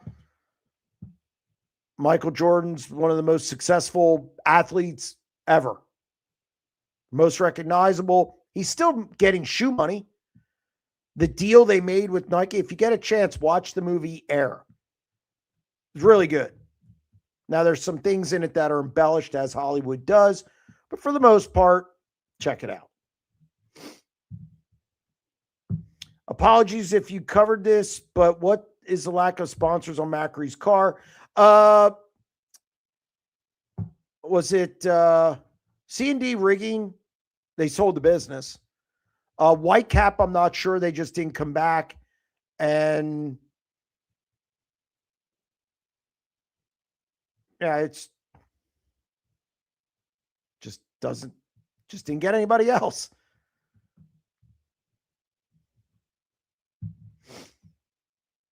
Okay. You think he was successful succeeded in baseball? I think for what he was asked to do. I mean, I don't think he wasn't Bo Jackson, but he had some flashes. I mean, he wasn't going to be a major leaguer. I don't think that was even the premise behind it. I think there was more to that than just, I want to play baseball. He had the gambling thing in the NBA. He had his father dying, I think was in and around that period or within a time. I just think there were a lot of things going on. And I just think he wanted something different. Yeah, was he a great hitter? No. Was he a major league player? No. But I don't think that's what the point really was. I think he tried it. I wouldn't call him a failure. There's some people who thought he'd be out of there in a day. He had a couple flashes. But his lack of winning as a basketball owner is a true failure. That is a failure. Great job, everyone. We got to 120 tonight. Yes, thank you very much to everyone. I appreciate that. Glenn Donnelly of Dirt came up with dustless clay and used it at Rolling Wheels. Whatever happened to that? That I can't answer you. That's a question for Mike Mallett on Mondays. Mondays, he has a modified show. And actually, Eric produces that show as well. And it's it's coming along. Mallet does a great job with modifieds. He would know that. So check him out. Is it on Facebook, Eric? Yeah, it's on Facebook. It's what Dirt Track Digest Facebook page.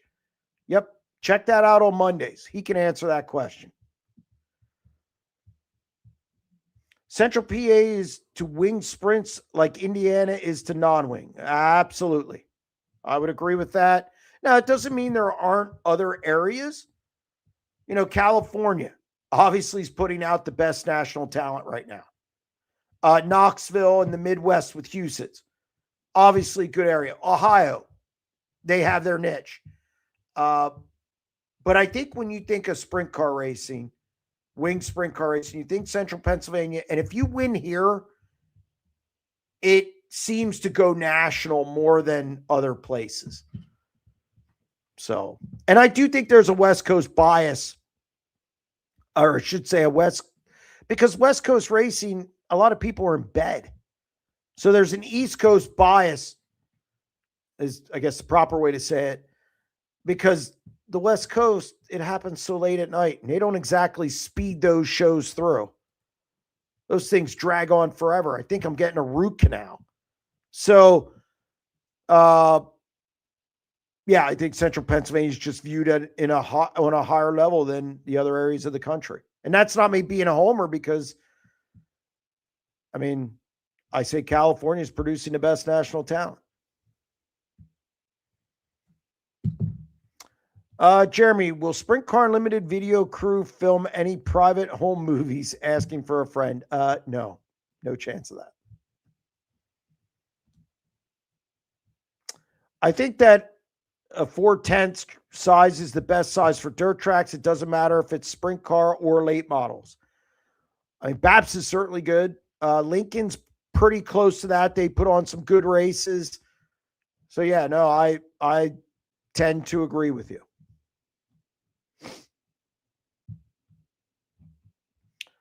What are your expectations for the 17 GP? You know, I expect some good. I think Hank Davis, I wanted to see more of him is the best way I can say. I said that last year. I want to see more Hank Davis.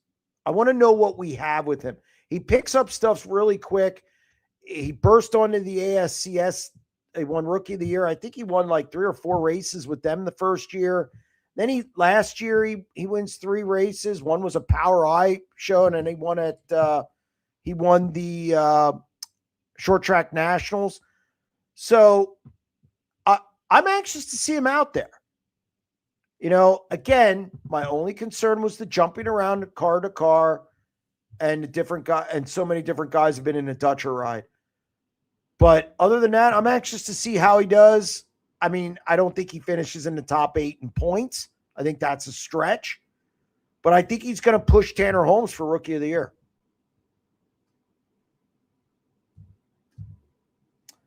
I see the Whalen Modifieds are now on American Racer. Did American Racer get an investor? Didn't see a tire failure all week. Seems they are getting bigger. I've heard about them getting into sprint car racing. I do think there's an influx of money a little bit. I do think I heard some about an Australian guy kind of putting more behind them a little bit. I'm not 100% sure on that. But yeah, I think we're going to see some tire stuff happen in the next 2 years. I think Hoosier's going to have to bring out some different compounds. I think American Racer, well, it's already being looked at. And Brad Sweet said they looked at it. Port Royals looked at it.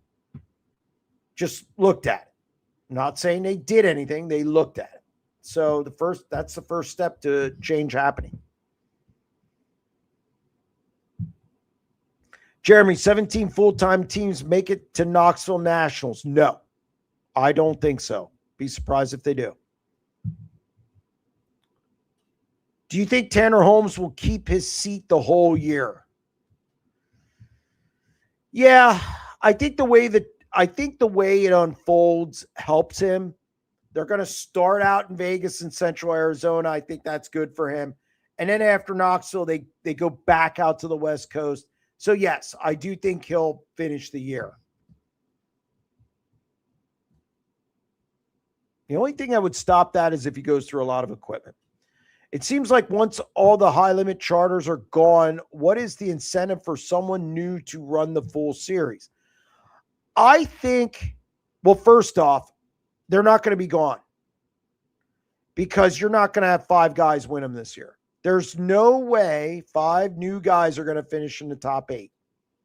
There's no way. It's not going to happen. I think the most is 1 or 2. And then after that, I think there's going to be different ways to get them. But I think if they continue to have non-franchise teams, I think they'll have a non-franchise point fund. So I think there's your incentive. Now, the idea is to get 15 full guys. Obviously. And then, do you need anybody else to run it? If you want to run it, buy a franchise from somebody.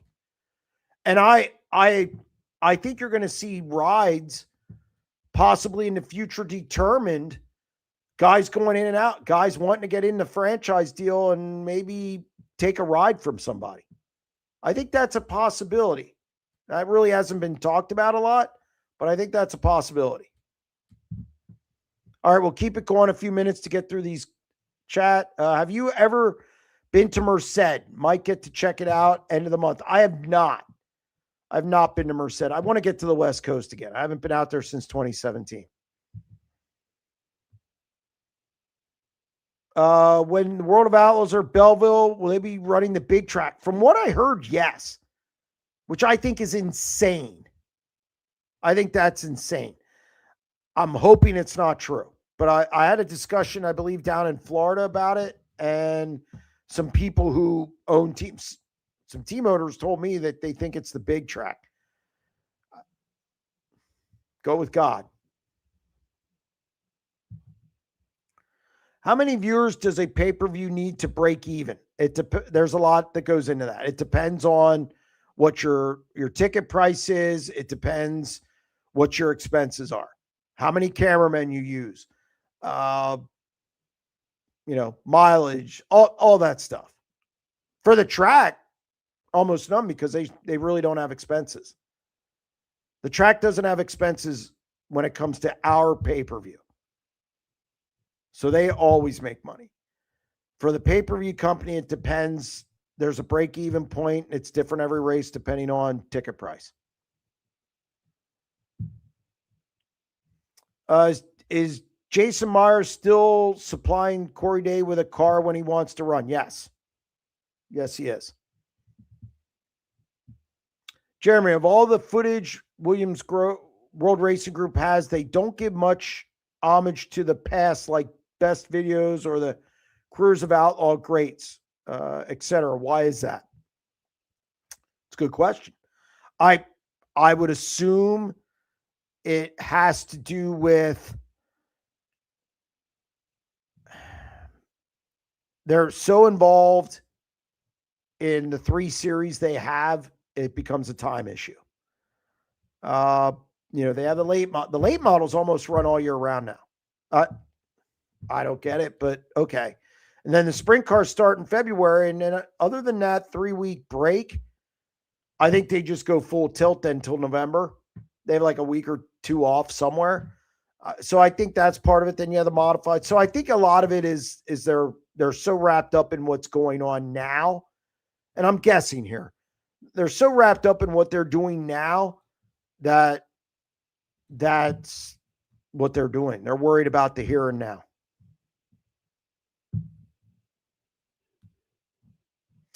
All right, that's a wrap on the questions. Thank you very much to everybody who joined the broadcast, all the phone calls. We had a really active phone line tonight. I appreciate everybody joining us, and we'll be back next Tuesday. Stay tuned.